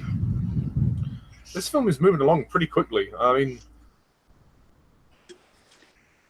as I said, it does take a while to get to the action scenes, but when they come, they're amazing. I mean, the movie's just kind of building up to this humongous battle that we're going to get. So the movie's not short on action. I mean, we've also got when the end Storm Isengard, and then we've just had the Warg fight, which is really cool. And there are some sort of minor action scenes in the beginning. So for me, when people say, "Oh, there's not a lot of action in this film," what? Really? It's just that most of it comes in the second half of the movie. So, yeah. Wow, that is beautifully shot when he drifts up on the beach or whatever it is. One thing I will say, I mean, I know he's called one of them's called Mary and the other's called Pippin. It kind of makes me laugh because it reminds me a little bit of "Come Fly with Me" or whatever it was, or like no, "Come Outside." That was it. "Come Outside." The dog was called Pippin, but yeah, I used to watch that when I was younger. But yeah, Better than Come and Dive. oh, a reason to die for. That's what. You know, it kind of makes sense for Aragorn's character, a reason to die, you know, because, you know, he loves Arwen, so. Yeah. Yeah. Hey, horsey. Giddy up, Bullseye! I mean, for God's sake, it took your fucking time.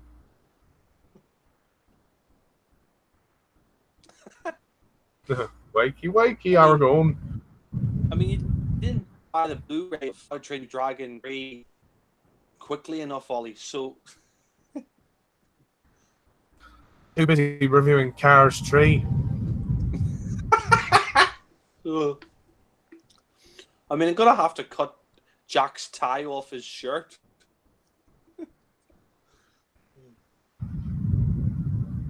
This scene I really like, where you cut between the scene of her and the scene of Aragorn. Yeah, like when her dad is saying, "Oh, you know, it's time for you to go. You need to leave because it's not safe." But she's committed about leaving or staying because of Aragorn. But you know, in Return of the King, obviously she decides to stand her ground and fight for the man she loves and comes back, which works. Apparently, that scene was originally going to be put in the Two Towers, but again, pacing issues. They didn't want the movie to feel too slow, so they stuck it in Return of the King, and it worked a lot better. Hmm.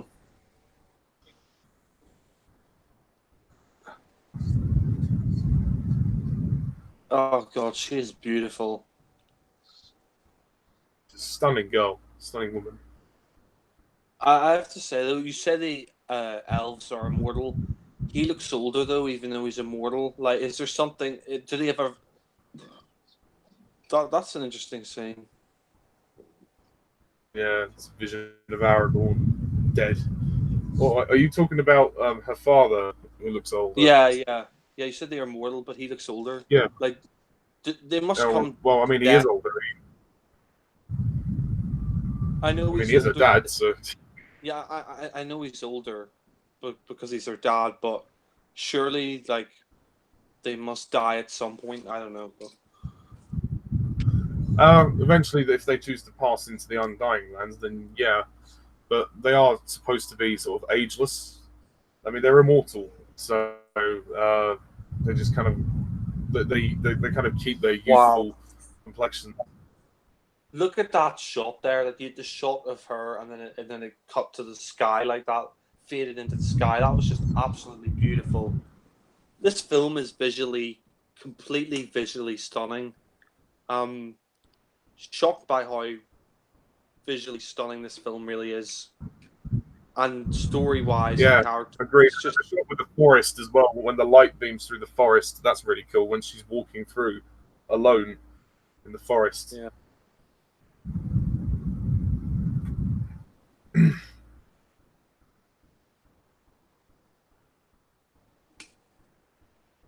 Oh, I think Liv Tyler. She's not an actress that I sort of admire greatly, but I think in this trilogy she's brilliant, and she gives a very emotional performance in this film. She is, oh my god, she's one of the most beautiful women I've ever seen. It's ironic because her dad is ugly as fuck. I mean, no offense to him, but you see a picture of the guy. He's how did that make this? That's unprecedented. Yeah. Obviously, she got her good looks from her mother's side of the family. I'm assuming so. Yeah. And there's that line in, even though I don't like the film Snow White and the Huntsman, but there's that scene where Charlize Theron, as the Queen, she kills the. Well, she fancies the young man, but she's like, she's like his father's there, and she's like, oh, obviously inherited from your mother's side of the family, like because he's very good looking, but. Yeah, I love that shot when she was looking back, and then the music there was really good when she was leaving, and then she looked back at her father, and then looked forward, and then carried on. Yeah. Instead of the, it's such a great actress. She is. She doesn't age. She just doesn't age. I mean, she's like in her 50s now. She still looks just how she did then. I mean, like I said earlier when they were talking about the opening prologue, they instead reworked a kind of a mini prologue for the middle of this movie, which is this, which is kind of like a bridge between this and the next scene, saying, "Oh, this is what has to happen next," and blah blah blah. But yeah, which I prefer because I think having the same thing at the beginning of this movie would have been tedious. It's like we don't need to have a recap of the first movie; just tell the next part of the story. Talking about people who don't age, Keanu Reeves, like, I mean, he's like in his 50s now. He looks like he's 30 odd or something, you know. Yeah.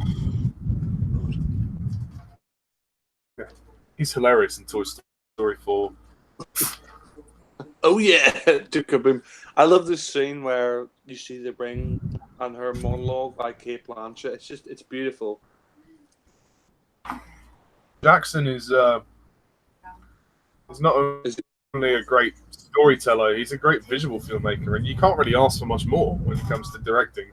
And his passion, the project completely shows.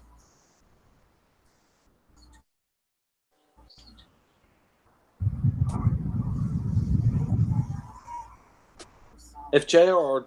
Tolkien was, if he saw these films and he didn't like them, I just, I'd be like saying his face, like, what the heck is your problem? Like, I mean, you were the one that said these books were unfilmable. I mean, if you're expecting more than this, then you're mad. I mean, you couldn't have asked for better. Also, another thing these movies do very well is the scale doubles. Like with the Hobbits and Gimli and the dwarves and all that. I think they've always tried to do a great job, and it always succeed. It looks so seamless, which is great. And then when you see the actors' faces on there, again, it looks seamless.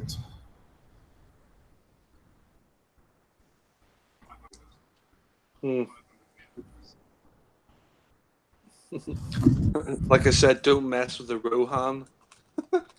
Yeah. Instead of the Zohan. Yeah. Oh, God. It's such a fucking masterpiece. This is such a amazing trilogy. It really is. This is how you make a movie. The Peter Jackson Film School. I would fucking go there every day if I could. No, this isn't how you make a movie. This is how you make a masterpiece. Yeah. How to make your masterpiece. How to train your autism. Oh, come on. No. Not on air. Yeah. You never know who's watching.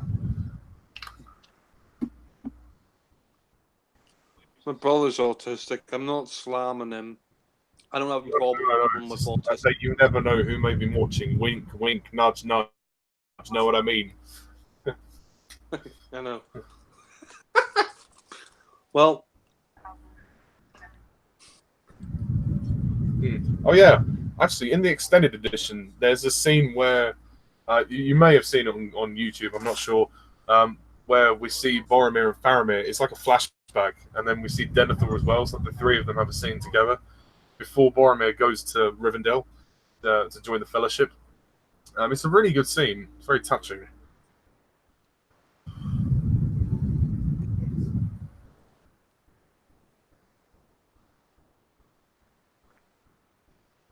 I also feel very sorry for Faramir. His dad is a dick, Dickathor, as Jeremy Johns calls him.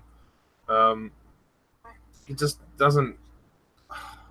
He just can't treat him very well, which is such a shame. He does. He favors his. Yeah, he does the thing a father should never do, and that's favoritism.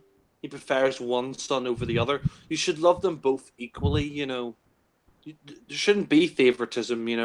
That's something a parent should never do: is favor one son over the other, or favor a daughter over their son, or a son over their daughter. It's like if you have children,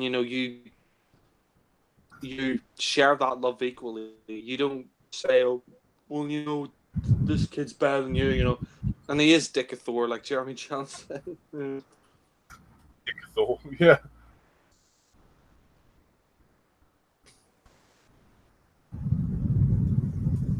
Well, we see. I mean, Smeagol.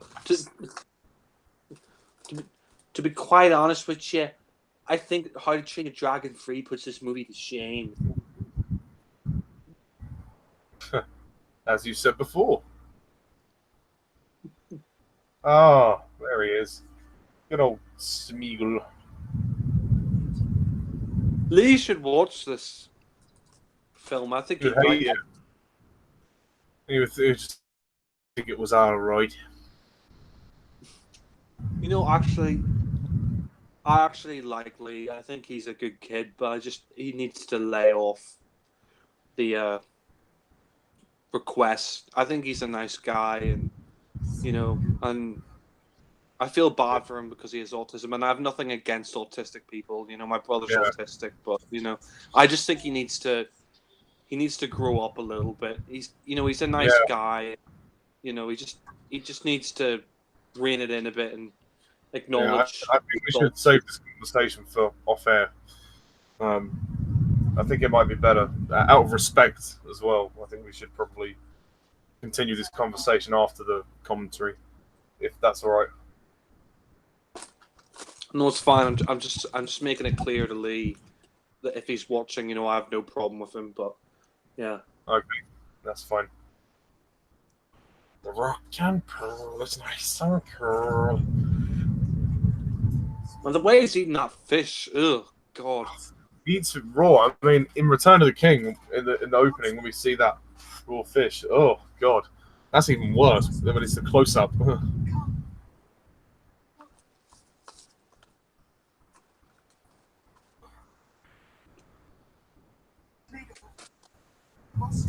The wheels and the bus go round and round, round and round. Waves and the wings fly round and round. Nice, Smeagol. He's got the fish hanging out of his mouth. He's like a cat. That reminds me of that scene in Spy Who Loved Me when Roger Moore dumps the fish out of the car. Yeah. It's a little cheesy. That was on the other. Well, I love The Spy Who Loved Me. I don't give a shit what people say. It's a great film. Just the villain's a bit shit, but other than that, it's great. I think Live and Let Die is better because it's got a better villain, but I think you even said you might agree with me on that, but I don't know.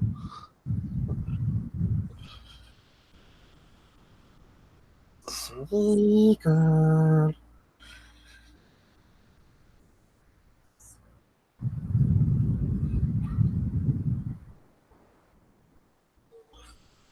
He really is pathetic, isn't he? Like,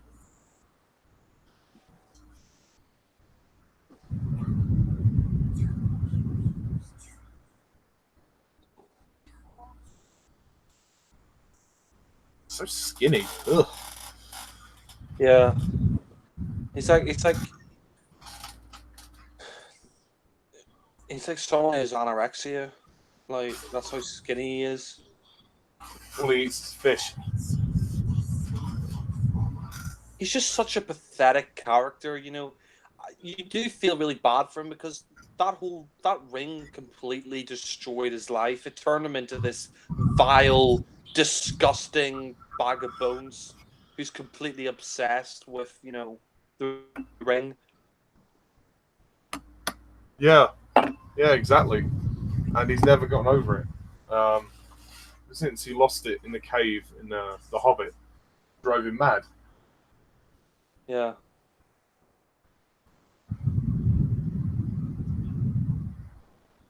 I like the fact that the Two Towers tests Frodo and Sam's relationship as well. Not as much as Return of the King, but at least when to the point where we see Frodo kind of crack a little bit, and then Sam has to really sort of keep Frodo's head clear. Although that becomes more difficult with Gollum's intentions.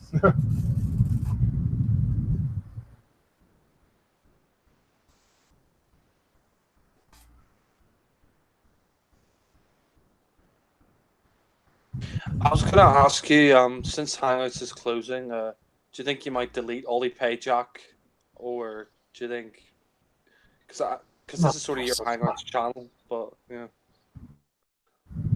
No, I won't delete it because I've still got loads of ones on there that I'll keep, just as memories. I just won't be able to do any hangouts unless I can work out how to use this new YouTube webcam service. So we'll look into that, but yeah. Oh dear, the ring. I'm tempting everybody now.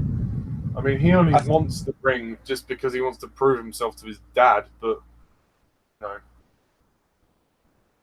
It really is symbolic of corruption and greed and sort of all the things that are wrong about humanity.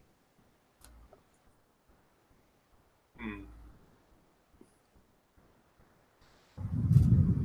I mean, they go through so much to get rid of this piece of fucking jewelry. Yeah, I mean, why not just sell it to cash converters? Like eBay. Can you imagine if they had a jeweler's shop and someone bought it? Jeweler shop, we're selling this ring for £1,000. Anyone want to buy? Harrison Ford works there, and it's in Walmart.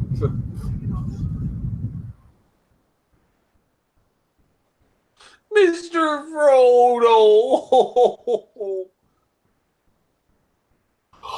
Ugh, excuse me.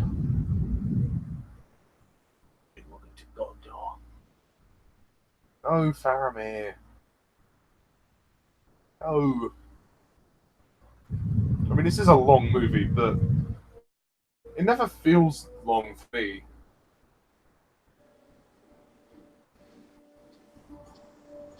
It's not convenient. To be quite honest with you, it's far too long. I mean, 3 hours. I mean, 3 fucking hours. I could have watched How to Train Your Dragon 3 twice. That's true. I love that shot. That's amazing. When it pans around with this music. Can I ask you, how were you introduced to the Lord of the Rings? Funny you should ask. Years ago, when I went to see my uncle in Dorset, he had the extended editions, and he just put them on. Like, we watched half of Fellowship of the Ring one day, and I was hooked. I thought, wow, this is great. And then I continued watching the second half, and then I watched the other two later on. And then I realized that my dad had the theatrical versions, so then I just watched those for years and years. I got into it. I think it was 2006. So I'm really glad I did. So when you're about 9? Yeah, I was 9. Yeah, so these are my favorite movies of all time. So I completely understand why. yeah. I mean, not to brag about it, of course, or go on and on, but you know. Yeah. I mean, at least you don't go on about it like How to Train Your Dragon, but yeah.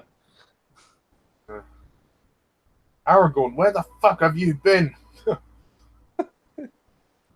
To be quite honest, never cleans himself up, does he? no. To be quite honest with you, I was just watching a Blu-ray of How to Train Your Dragon 3. Oh, God. Can you imagine that? What he was doing, watching How to Train Your Dragon 3, so he could fly up to the mountain. Yeah. Oh, God. I love this now. We're getting closer and closer to that big final battle.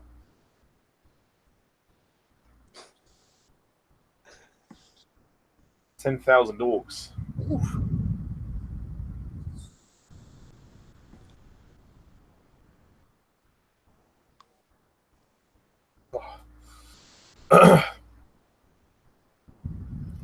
Let them come.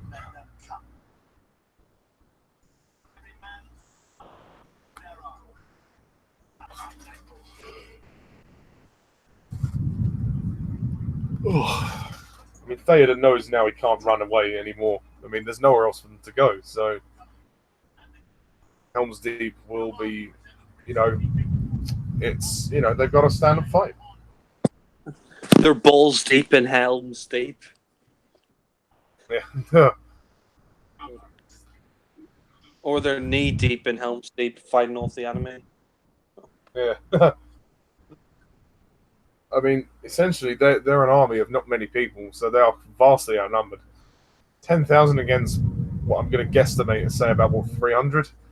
That's a very difficult, it's a tall order. Yeah, it kind of reminds me of the 300 Spartans.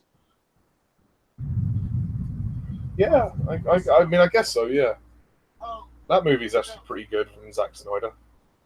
I actually prefer the original film, the 300 Spartans, but I think 300 is good as well. I think the best scene in the second one was where we got to see Eva Green's tits, but Yeah, that was a pretty racy sex scene. Yeah, when she says "join me," he goes "no." Although the line later is priceless when she says, "You fight harder than you fuck." I love that.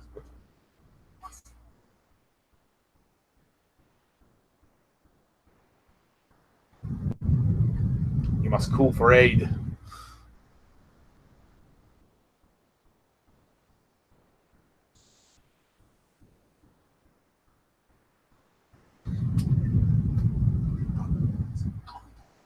Gondor.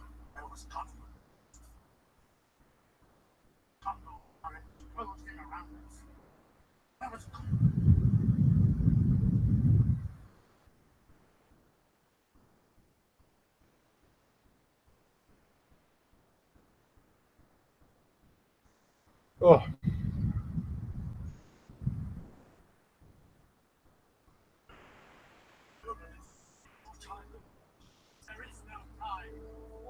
Time is of the essence.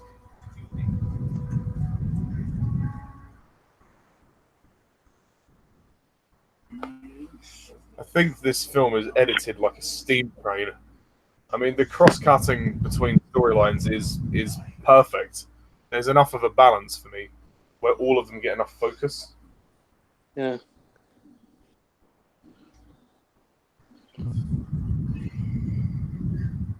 Look at all those trees, Ollie.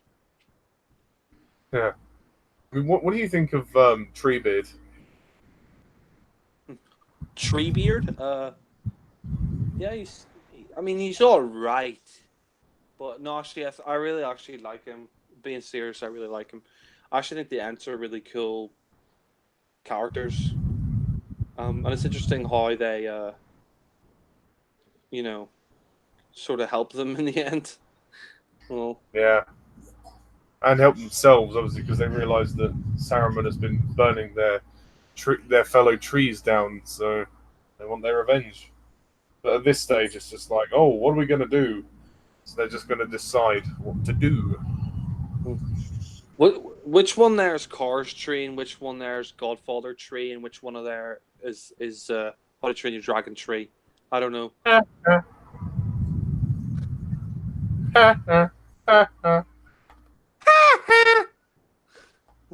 Nelson. Of this battle, like the preparation for the battle and the battle itself is just so epic.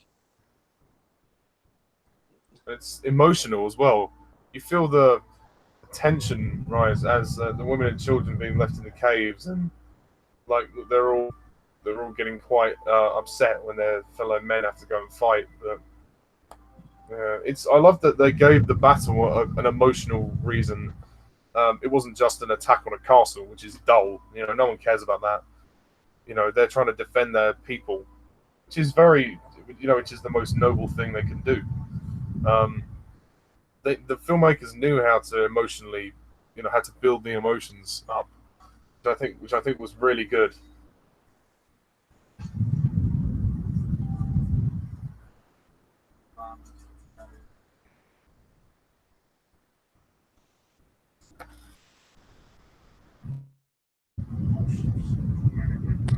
Gimli. Legolas has a bit of a moment here. He's he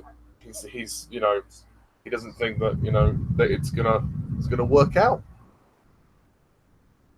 I mean, he wouldn't, would he? I mean, he's a bloody elf. Stupid bloody elf.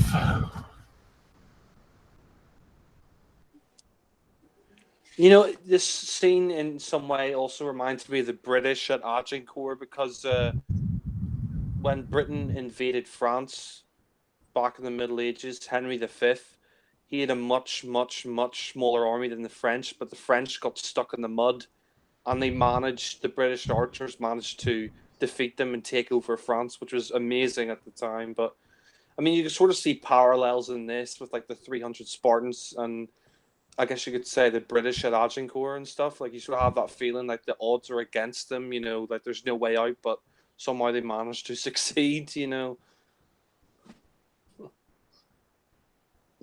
there? Yeah. I like this when he's kind of Theoden's, worrying. He's kind of thinking to himself, how has it come to this that we have to fight for our lives?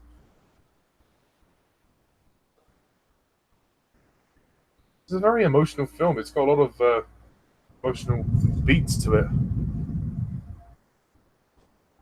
It's kind of like waiting for the inevitable. It's like these characters are waiting, like they feel like it's a suicide mission. Like inevitably they're gonna die, but you know, Yeah. Oh god, and there's even a little boy that has to go and fight as well. yeah. It's a bit like the trenches in World War One when young kids, like I think there was a kid who was 14 who got killed in World War One. It's like when desperate times call for desperate measures, and I mean sending up children. My God, just I would not like to be in that situation. That's all I'll say. Neither would I. Right, His here we speech go. here is great though, and the way it's shot. We are getting going with this battle. I mean, to be honest, How to Train Your Dragon 3 is the greatest film ever made. This is just shit.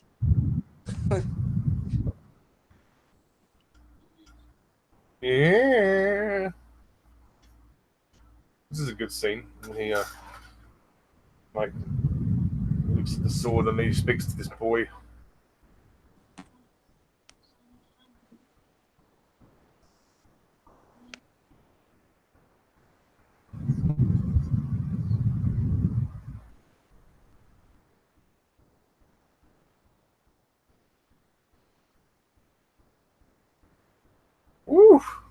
Swing that sword.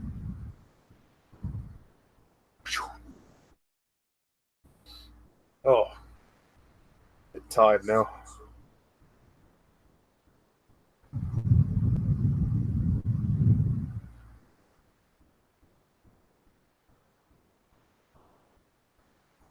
There's always hope. I like that message of hope.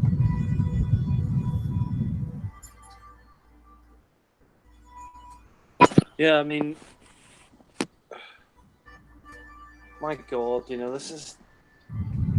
I mean, you've got to be very, very brave to go up against those kind of odds. That's what I really like about Aragon is he's just, he's such a selfless character in some ways. He's just doing his duty. He's going to fight against impossible odds, and that's what I really like about him as a character. Gimli. Yeah, I think you're right though, and he's a very loyal Aragorn.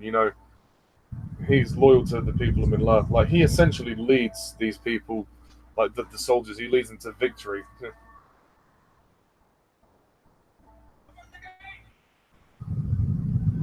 Oh, the cavalry's arrived.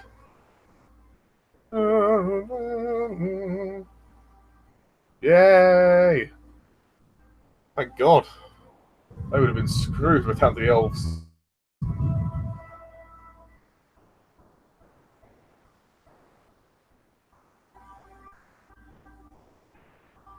The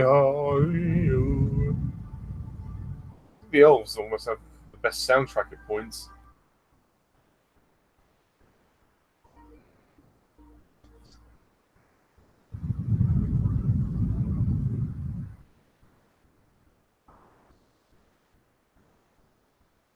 Yay! Woo! It kind of reminds me a little bit like going over the top in the trenches, almost certain death. Sort of same here, Helm's Deep. You sort of get that war movie vibe in this film. Not because everything's sort of leading up to this, that final battle at Helm's Deep, and it. I mean, if that was me, I'm sorry. I would get out of there. I wouldn't want to die. But yeah. Yeah, I mean, seeing the army there on set is impressive. They look like they're very ready, but little do they know how ready they'll have to be for all of this.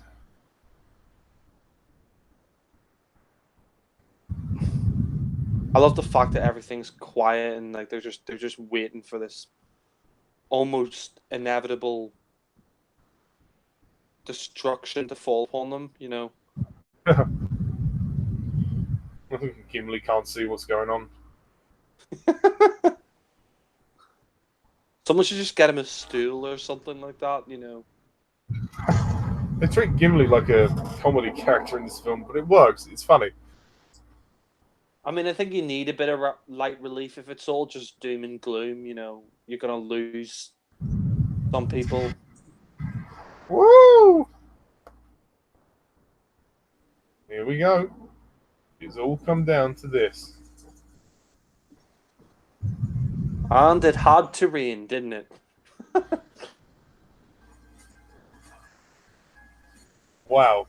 I mean, that is an army. That is a humongous army. Surprised their torches haven't gone out because of the rain.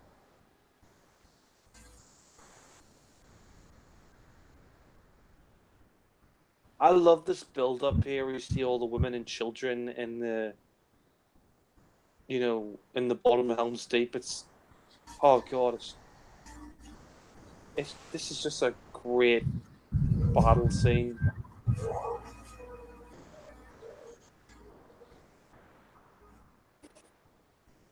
Take that, George Lucas. Take that, George Lucas. Yeah. I like that Aragorn's taking control now. He's emerged into a leader.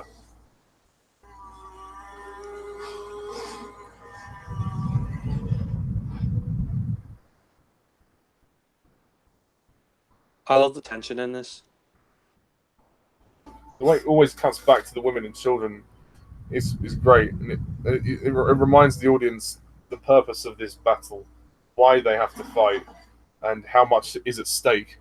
It's amazing that those couple of shots conveyed all of that in just visual storytelling.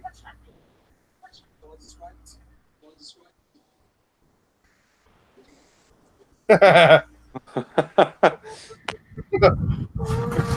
little box. This Battle of Helm's Deep, one of the best battles ever on film.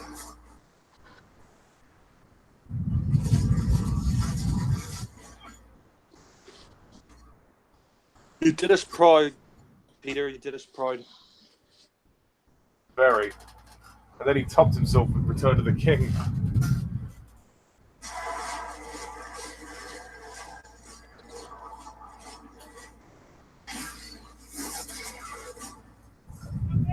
Oh God.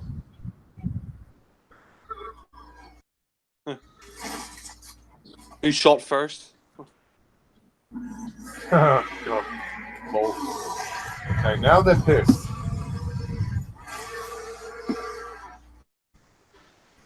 Love the music. Here we go. The oncoming storm. This is so good.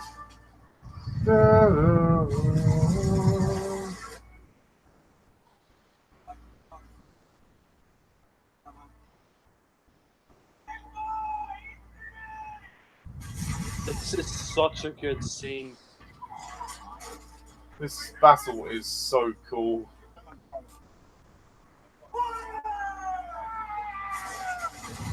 Oh, the guy with the one eye. He has no idea what's going on. That is a great shot. Oh God, this scene is it's incredible.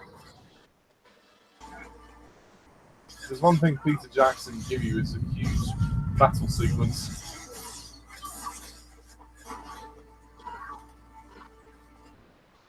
I mean, how do you begin Look to at the way contemplate?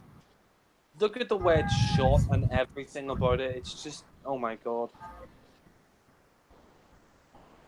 I mean, how could Jackson have coped with the mammoth task of directing a scene like this? It must have been a nightmare.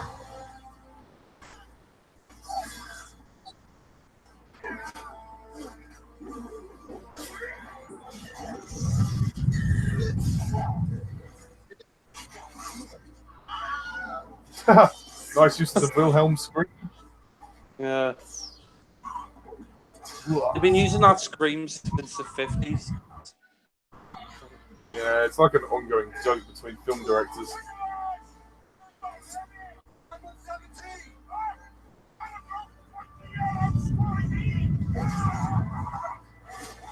Oh God, he hit him in the axe in his orc balls. I love the way Legolas and Gimli are just, they're they're just killing all these guys, like saying like, "Oh, I've killed more than you." Like, oh. Yeah, they start counting. That continues in Return of the King, which is fun. Look at that. That is an amazing amount of orcs. Yeah.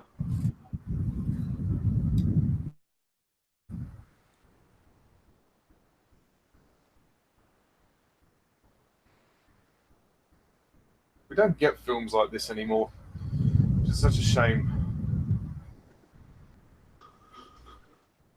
I don't know if there'll be a trilogy like this again. It'll change cinema. Maybe there will be, but Yeah, they I mean, I amazing. don't know when. Yeah, if and when it will come, but for me, Lord of the Rings was the last thing that really changed cinema. I mean, yeah, Avatar and Gravity, they were great visual movies in their own right, but nothing has really changed cinema since Lord of the Rings, at least to my knowledge.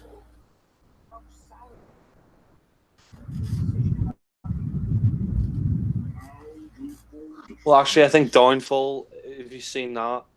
That is a masterpiece. It came out a year after Return of the King.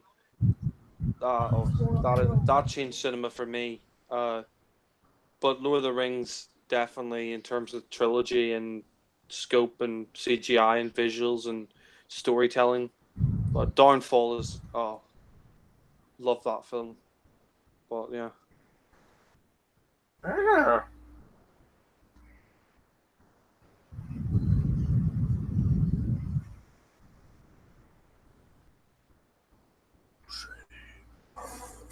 Yeah, they do speak slowly at the ends. 20!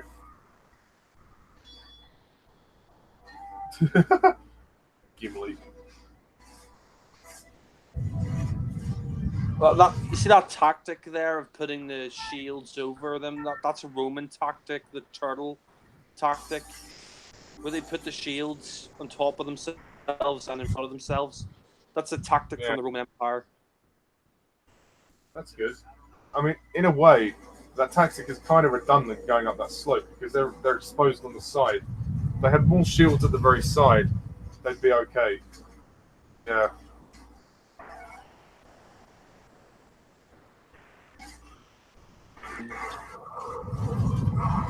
This is such a great scene. Is he carrying the Olympic torch there? Joking. Oh. Yeah. Dun dun dun dun dun dun. Someone should do that in a vat.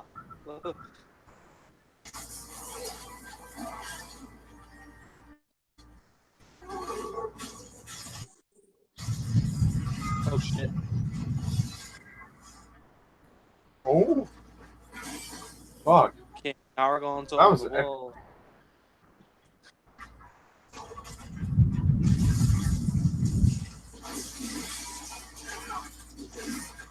Oh. King Aragon's on the wall.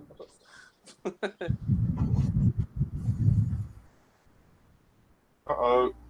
Aragorn, wake up. Wake up! Yeah. Wake up! Getting Natalia to shout in his ear, he'll be up in a minute. She can take the ram and just constantly beat him until he wakes up. You know, if she shouted "wake up" at the army of orcs, they'd all run away. Well, they're definitely giving it their all. The orcs, I'll give them that. They're all a bunch of trolls.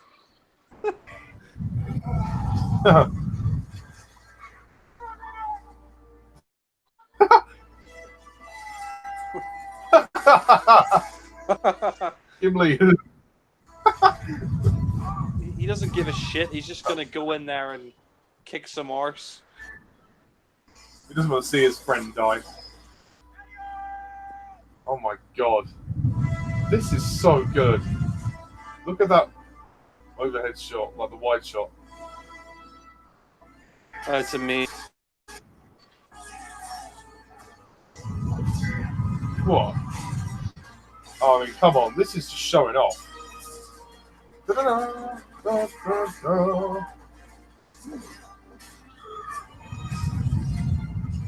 Also, how does Legolas never run out of arrows? There's never been a moment when Legolas has ever run out of arrows. At least not to my knowledge. I think in The Hobbit he might have done at one point, but Lord of the Rings, he never runs out of arrows, which is curious.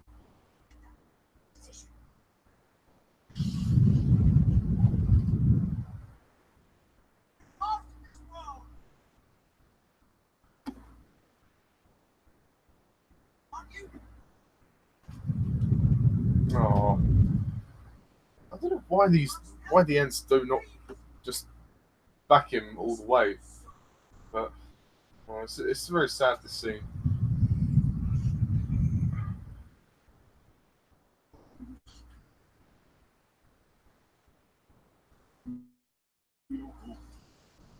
Go home.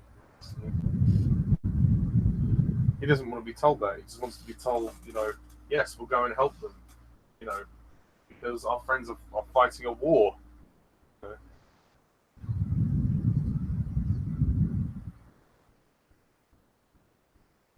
And I really like the change in Merry's character. He's really matured. He's starting to realize that, what's important is, life, not, and the friends they have, and, trying to get the ends on their side. And it's very sad at this moment when he sort of he's forced to give up. They said, "Oh, go back to the Shire." Well, there's not going to be a Shire. He says, if things carry on the way they are. Yeah. Yeah. This battle is just, oh my god. So good. I mean, when you first saw this, you must have been blown away. Yeah. Two Towers just blew me away as a sequel. I mean, I liked Fellowship of the Ring. I thought it was a really good film. But this film was just like, oh my god. They've taken this to a new level. Like... Then Return of the King was even more so. I know, yeah.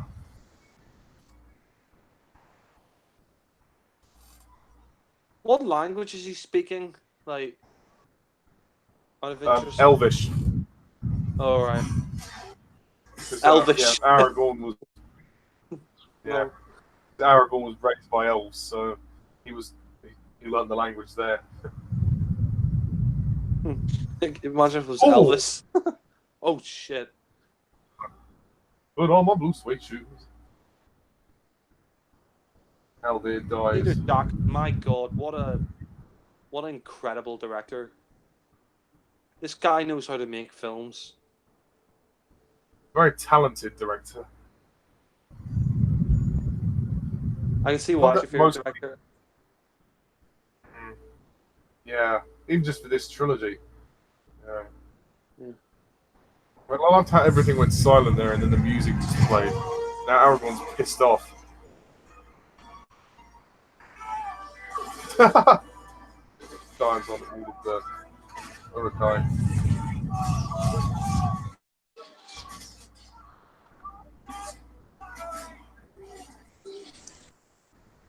So why has Theoden been standing there for the whole time, watching the fight? Why didn't he get involved a lot sooner?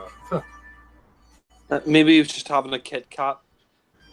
Not good enough! Well, he needed to take a break, so that's why he had one. Aragorn, stomach break. Make way for the king! Do you imagine he was just sitting there, like, on a chair with, like, a Kit Kat and, like, a cup of tea? Like, yeah, go ahead, Aragorn, yeah.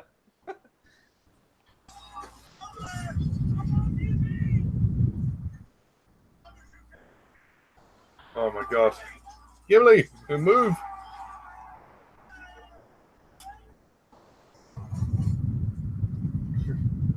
The Lord of the Dinglings!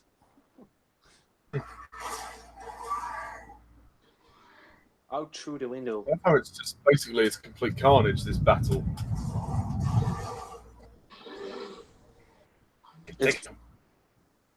It's a life or death situation. Mm. Toss me.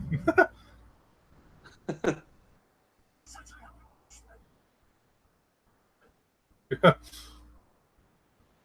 love Gimli. Don't tell the elf.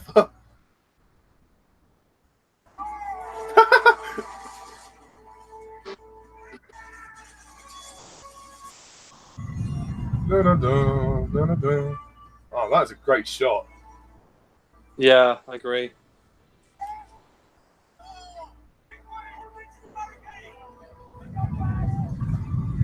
I mean, Jackson knew going into this it was going to be a very complicated film times 3. He said it was going to be the hardest thing he ever did, and look how it turned out. Fabulous. The fact that he shot all 3 of these films back to back, it's amazing.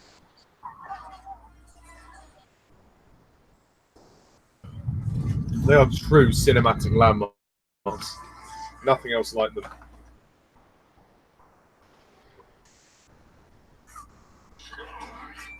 Ding. More ladders. Oh, the game of this movie is so hard. You've got to kick the ladders down all the time. The Battle of Helm's Deep. Yeah, it's probably my second favorite trilogy. It's that good. I'm glad that you think so. I really am. I mean, fair enough. Obviously, Godfather you rank higher. That's understandable. Another great trilogy. I don't know. It's just I think the reason why I rank Godfather higher is because I remember seeing the first one and liking it a lot, and then seeing the second one, and the second Godfather film was really the first film that I saw that made me think, wow, cinema can be this great. You know, cinema can be this, you know, Brilliant. amazing. Yeah. But those are great movies, The Godfather. I mean, and obviously, you've got a bit more nostalgia for those movies anyway. Yeah, but that's not to say Lord of the Rings is bad at all. Lord of the Rings is a fucking masterpiece as well. And even the third one, I think, is a great film as well. I think all three of them for me are perfect. I mean, even though people would say, "Oh, the third one, it's shit," or "It's okay," or you know what, fuck off. I don't care. I'm sorry, but you know, I mean, Still very it sad makes me now that the battles are going in their favour. yeah. Yeah, well, it makes me laugh when people shit in Godfather 3. Well, it was nominated for Best Picture, so it can't be that bad. Yeah, so So, fuck you naysayers. yeah. I don't know if you saw the scene earlier, Jack, when the trees said, "Oh, we can't help, sorry," and Mary, he's sort of finally coming of age and realizing what's important, and he completely hated the fact that they just decided to not bother. Yeah. I don't actually know why the trees don't bother to help.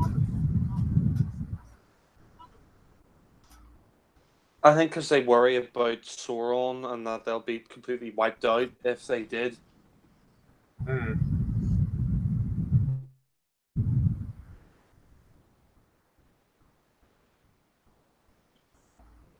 Dun, dun, dun, dun, dun.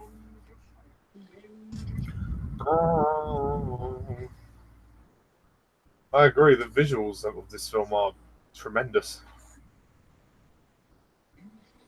And the story's great as well. Oh yeah.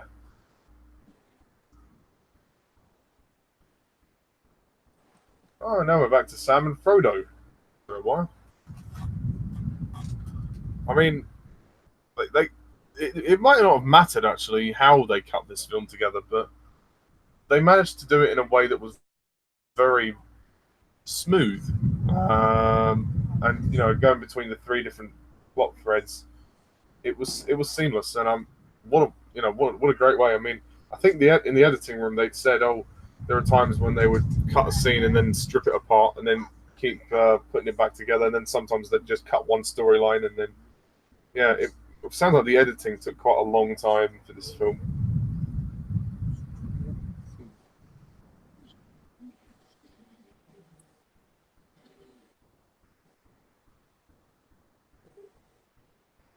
Oh, that's powerful. Treebeard seeing all his family dead. I'm a lumberjack and I'm okay.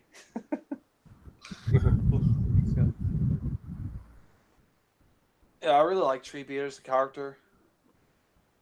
I'm glad he sort of has a change of heart as well after he realizes how much of a douche Saruman is.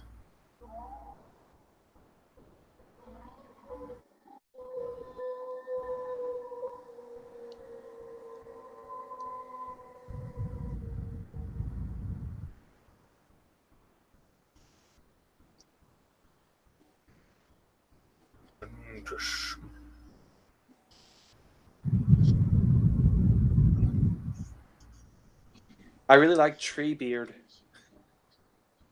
Treebeard. Treebeard. Oh, God. This is a powerful moment. All the Ents decide to stand together against Saruman.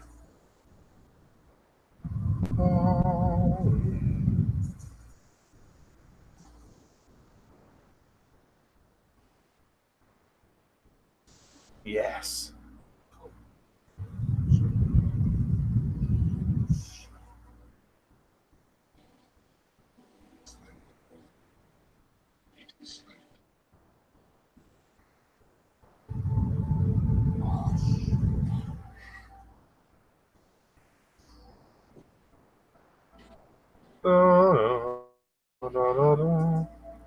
I fucking adore this film so much. I can understand why. I think Peter Jackson defined epic filmmaking for the big screen. There is really no one else who can do epic quite like Peter Jackson. So glad he got his Oscar for Best Director for Return of the King.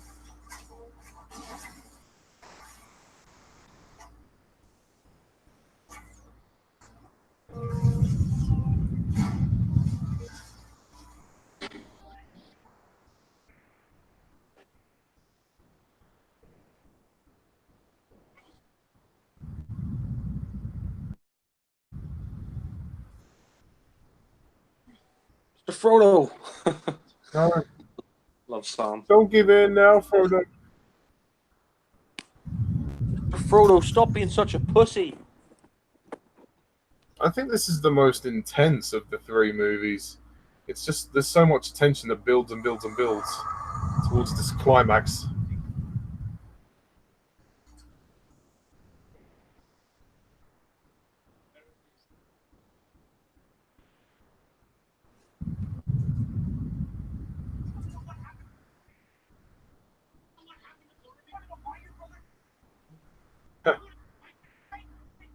Yeah.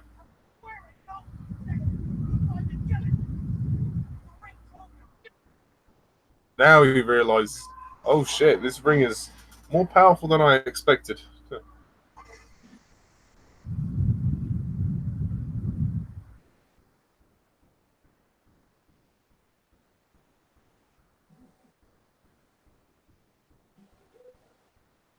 Yeah. Frodo's losing it. Yeah. You're right, Jack. Yeah, I'm fine, yeah. Why do you keep asking me every 5 minutes? No, you've been more quiet than usual. I've talked I'm a lot. asking I've talked a lot during this film. I thought you'd fallen asleep or something. No. No. Plus, it's a long film. It's a long film, so I can't commentate every minute. Yeah. Would you rather watch the extended edition? Yeah. No, that's all right. I mean, we're near the end now anyway, so. I mean, to be fair, we've both talked about this film a lot, so it's not like I've been, silent for like 10 minutes every time. Yeah. Yeah. Just don't want to have too many long gaps, but, Well, I mean, we've done our best anyway. Hasn't been as long as that, and besides, like, you're more knowledgeable about these films than me, so I still think this has been a very. I still think it's been a very good audio commentary. I mean, I've spoken throughout most of it anyways, and it's a 3 hour film, so yeah. Well, the theatrical cut anyway. Yeah. I think for 3 the hours. extended it's 3.5. 3 hours. This is a great scene here where they're trying to force the door open. Oh, he speaks. What do you mean? No, he speaks. I've spoken for most of this commentary. Do you need a new voice, dear? I'll give you my voice box if you want. I mean, the disc's fine. It's just the box itself is faulty. I like No, this it's when a they really... finally charge out.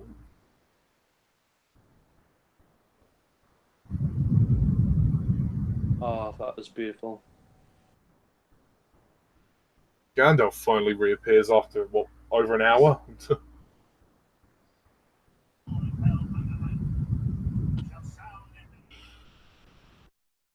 Mm. This is such a great scene. I love the way he builds up their courage. Like, you know, like, we're not going to give up. We're going to keep fighting on, and we're going to, you know...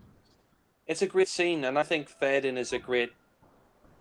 He's a great leader, and so is Aragorn, and all the characters here, you know, they're really just proving their weight. Yeah, I think Aragorn especially, because he's kind of emerged as a leader, really. This, this is one of my I favorite think that, scenes in this. I think this is the film that proves that Aragorn is the king because of his courage in Helm's Deep. The music here is amazing.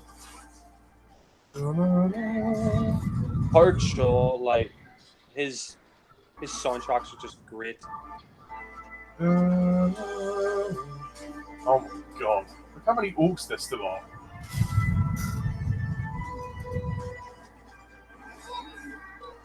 Oh my god, yeah, look at that.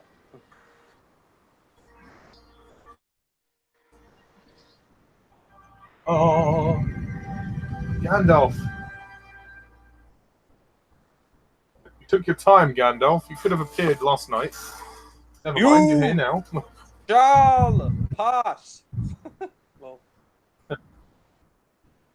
Oh yeah, you were in the movie. I forgot about that. Hey a minute. didn't you say that he appeared at a school and he said, if you do not revise for your exams, you shall not pass? Yes. Yeah, I did say that. Look at that. This is epic scene. So good. This was one of my favorite parts of the film. This is mind blowing. Even today, look at that. That is fucking phenomenal. Yeah, it really is. It's such an epic scene.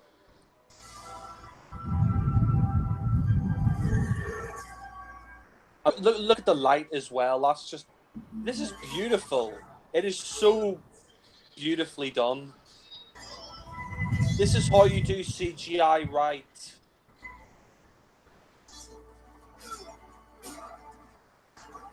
Oh, it's such a great... I love this scene. Climax of this film is so epic. Yeah. But the build up I is love the way worth it. the Ents start, you know, wrecking everything as well. They're like, yeah, fuck you. Yeah, you destroyed our home, now we're going to destroy yours. Yeah. How you like them apples? I mean, apples grow on trees after all. Yeah. Well, I met Merry and Pippin as well, throwing the rocks as well. They're still contributing. Yeah. Christopher Lee, like, he is such a great actor. It is such a shame that he's no longer with us because, like, he's so great. Not just in this, but in Bond and the Dracula films and pretty much everything I've seen him in. He's just been so good. I think he's one of those rare actors that could never give a bad performance. Yeah. He's that talented, and he's a very wise man, or he was a very wise man. And it is sad that he's no longer with us, but he was very old. So it was understandable that he wasn't going to be around for forever. Well, I think it was like 93 when he died, so he lived a long life. When did he pass away? Was it, 4 years ago or something like that?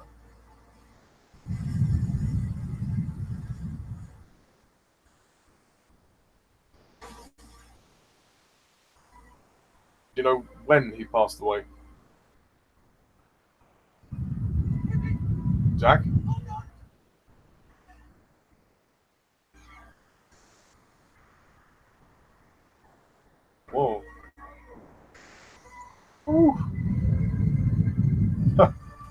one tree has to put the fire out.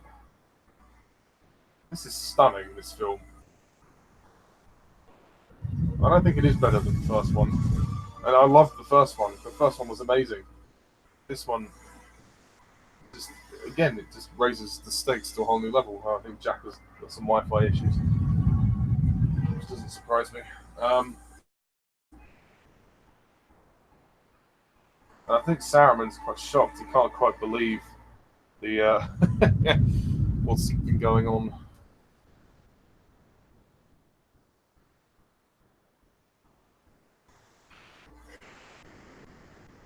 I mean, Frodo and Sam in this movie don't really get involved in a lot of action, but that's okay. There's enough action in this movie to make up for it. But the scenes, like this scene, is really chilling because just when you think the Nazgul get the ring, Sam is there to save the day.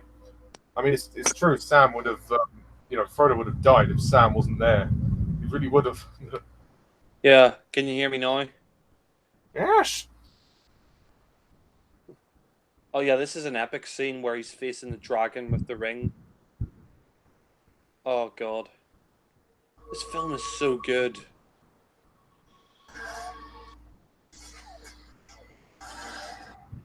Also, on the subject of Christopher Lee, do you know when exactly he passed away? Do you remember? It was 2015. Oh yeah, I think Peter Jackson actually posted a message on social media, dedicated to Christopher Lee, his memory. You know, I actually think my favorite Christopher Lee film is The Wicker Man. I think he said that was his favorite film that he did, or he said his favorite film that he did actually was a Middle Eastern film that was never released over here because the Middle East hated it or something. But I mean, he's done so many great films. He was great in The Wicker Man, The Man with the Golden Gun, the Dracula films, Lord of the Rings films, even Charlie and the Chocolate Factory. He was really good in that as well. You know. And The Hobbit. I mean, that was kind of his Yeah. last. Didn't really was Battle of the Five Armies, and that was his last film, I think. Yeah. Well, I mean, he's had a great career. I saw a year or two ago a Hammer horror film. It was a British Hammer horror film. It was excellent. Taste the Blood of Dracula. I mean, Wow. he didn't really like talking about Dracula because he did so many of those films, but he's excellent in those films, and I love those old horror films like Taste the Blood of Dracula and stuff like that. But yeah, I love this ending. It's so emotional. Sam's speech by the window. it is. Yeah, I mean, they struggled to write the ending of this movie, but this kind of brought it all together, really, with all the parts of the various climaxes. yeah. This is what it's like in the great stories, you know. This film is amazing. Yeah. I mean, George Lucas, eat your heart out. Oh yes. I mean, I have a lot of respect for George Lucas, but I have more respect for Peter Jackson. Yeah. No, don't get me wrong. I really like George Lucas. He doesn't deserve the hate that he gets, but the prequel trilogy is nothing compared to Lord of the Rings. Oh, Yeah.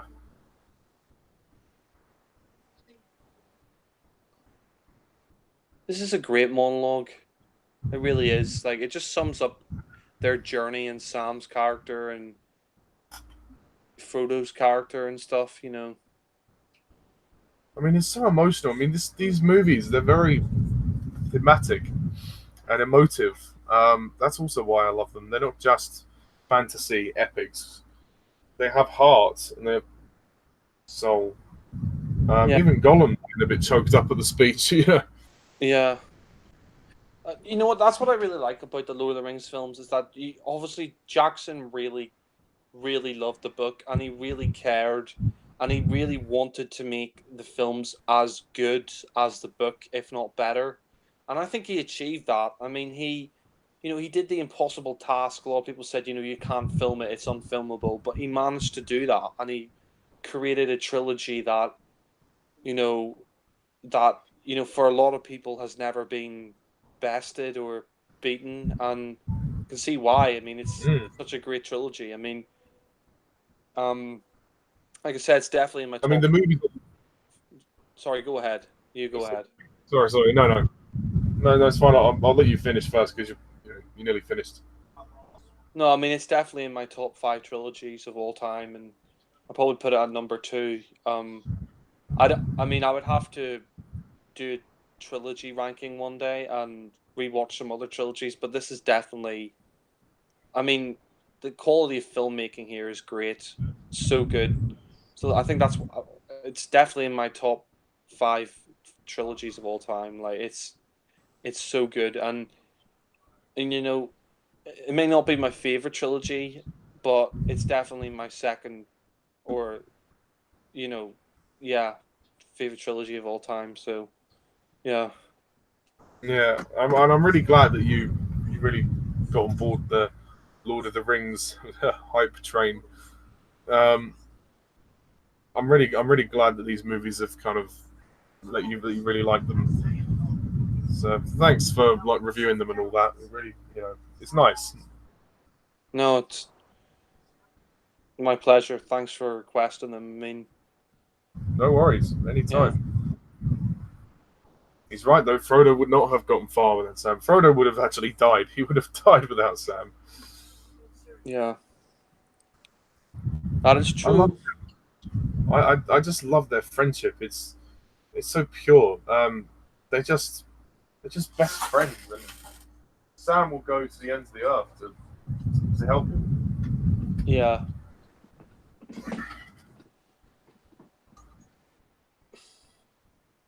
he'll go to the end of Middle Earth to help him. Yeah, I love this ending scene where Gollum decides to deceive the hobbits and trap them in the spider cave, which will be in Return of the King.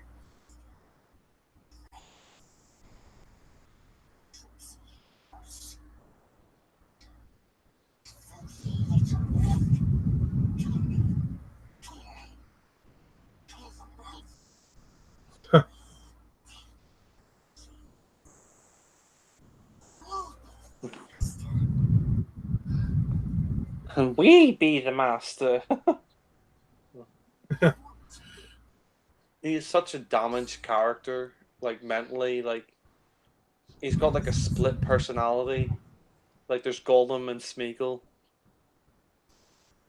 Yeah, I mean it was interesting then to see the Return of the King when he's a hobbit, and then how he actually transformed into Gollum, which is a very horrific scene actually. In some ways, you wish someone had killed him years ago just to put him out of his misery. You know, Yeah, yeah, but Sam wishes he could do that. yeah.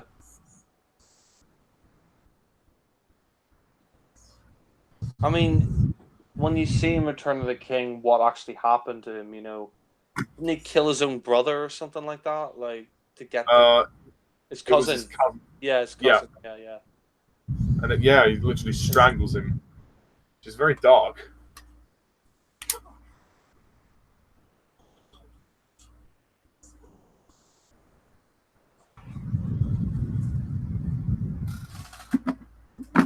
Oh, your Toy Story review's up. Yes. Toy Story 4 review coming tomorrow. Nice. Here we go. The very end of the movie. It's a very tense ending.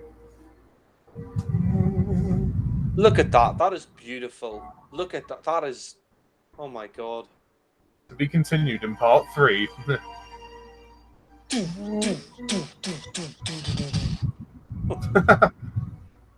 I love the music in the credits for this movie. It leaves you with that kind of eerie, kind of tense feeling that, oh shit. They should What's definitely going to happen? re-release these films. And Harvey Weinstein. Oh god.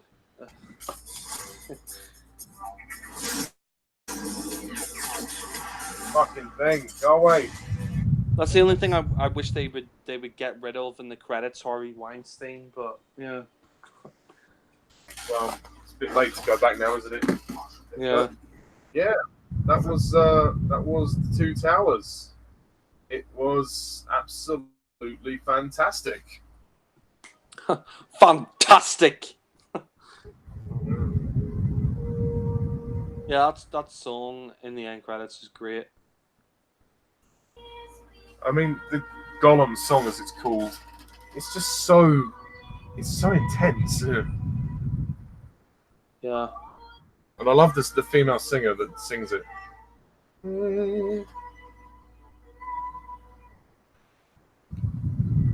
I mean, everything works. The structure, the momentum, the pacing, the action sequences, the battle is just fucking brilliant. It's an epic. Jackson directs the movie beautifully. It's visually stunning. To me, it's perfect. I can't really think of anything wrong with it. I know it's maybe a tad bit slow on occasions, but I think the build up is worth it. If you just, I mean, the first act is a little slow, but you know, it You builds know, and it needs to build, and I tried to do that. I gave it a 9 in my original review, but I think I'll bunk it up to a 10. Yes. It's really that good. I mean, I'm glad to hear that because obviously it means you appreciate the movie a lot more, and so it was obviously better on a rewatch.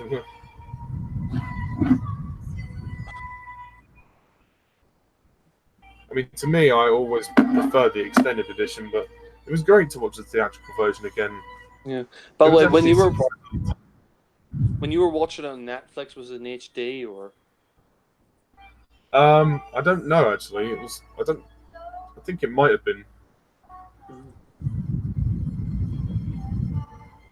Go home. This song is probably my favorite Middle Earth song. It's just so creepy. I'm like, What was what was the song at the end of Return of the King? called "Into the West" by Annie Lennox. I really like that one. That was really good too. But What's I your mean, the least story. favorite? I think my Oh, least favorite of the Middle Earth songs is "Desolation" by Ed Sheeran. I can't stand Ed Sheeran, but I didn't mind it. I thought it was all right. I See Fire. It was pretty good. It was I the song. can't. I just can't stand Ed Sheeran. I'm sorry. He's so shit. I mean, but that's just my opinion. Fair enough. I really liked The Last Goodbye, which was at the end of Battle of the Five Armies.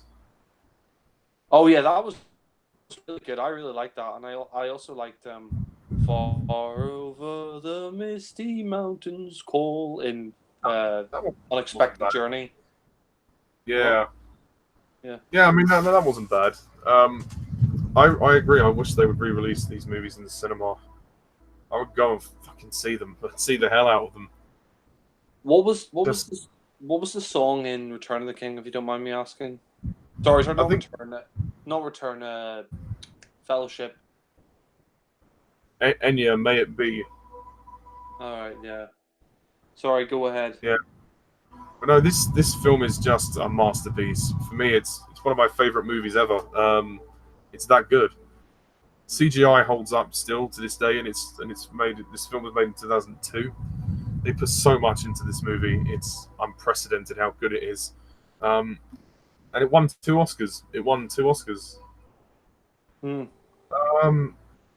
Yeah, I can't think of what else to say. I love Eowyn, the new characters. Wormtongue, Christopher Lee is great again as Saruman. The storming of Isengard at the end is really cool. It's a great continuation after the Fellowship of the Ring, and it's darker and more complex. The story is starting to get more complicated, and more epic, and more tense. But of course, it all culminates in part 3. For me, this is an easy 10 out of 10. And also that opening scene with the Balrog is brilliant. I would have liked Gandalf to stay in the movie a bit more, though. But that's only a minor nitpick. That doesn't bother me much. But yeah, 10 out of 10 from me. What about you, Jack? Overall thoughts?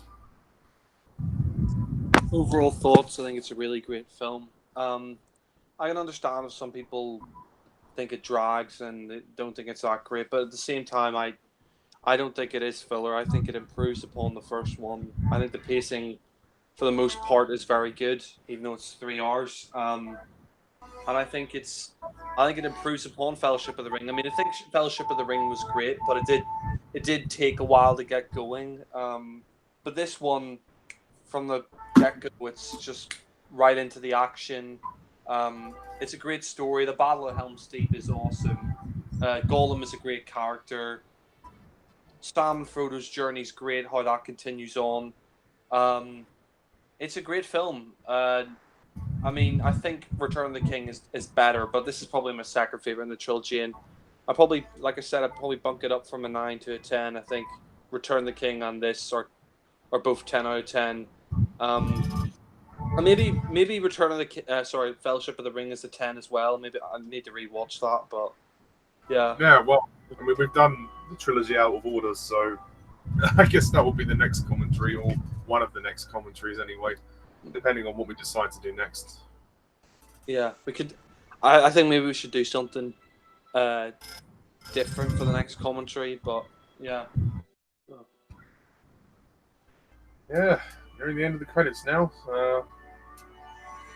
Pixar's render. Oh wow, that's a cool bit of interesting news. Oh, Pinewood Studios! I didn't know that. That's cool. 2002.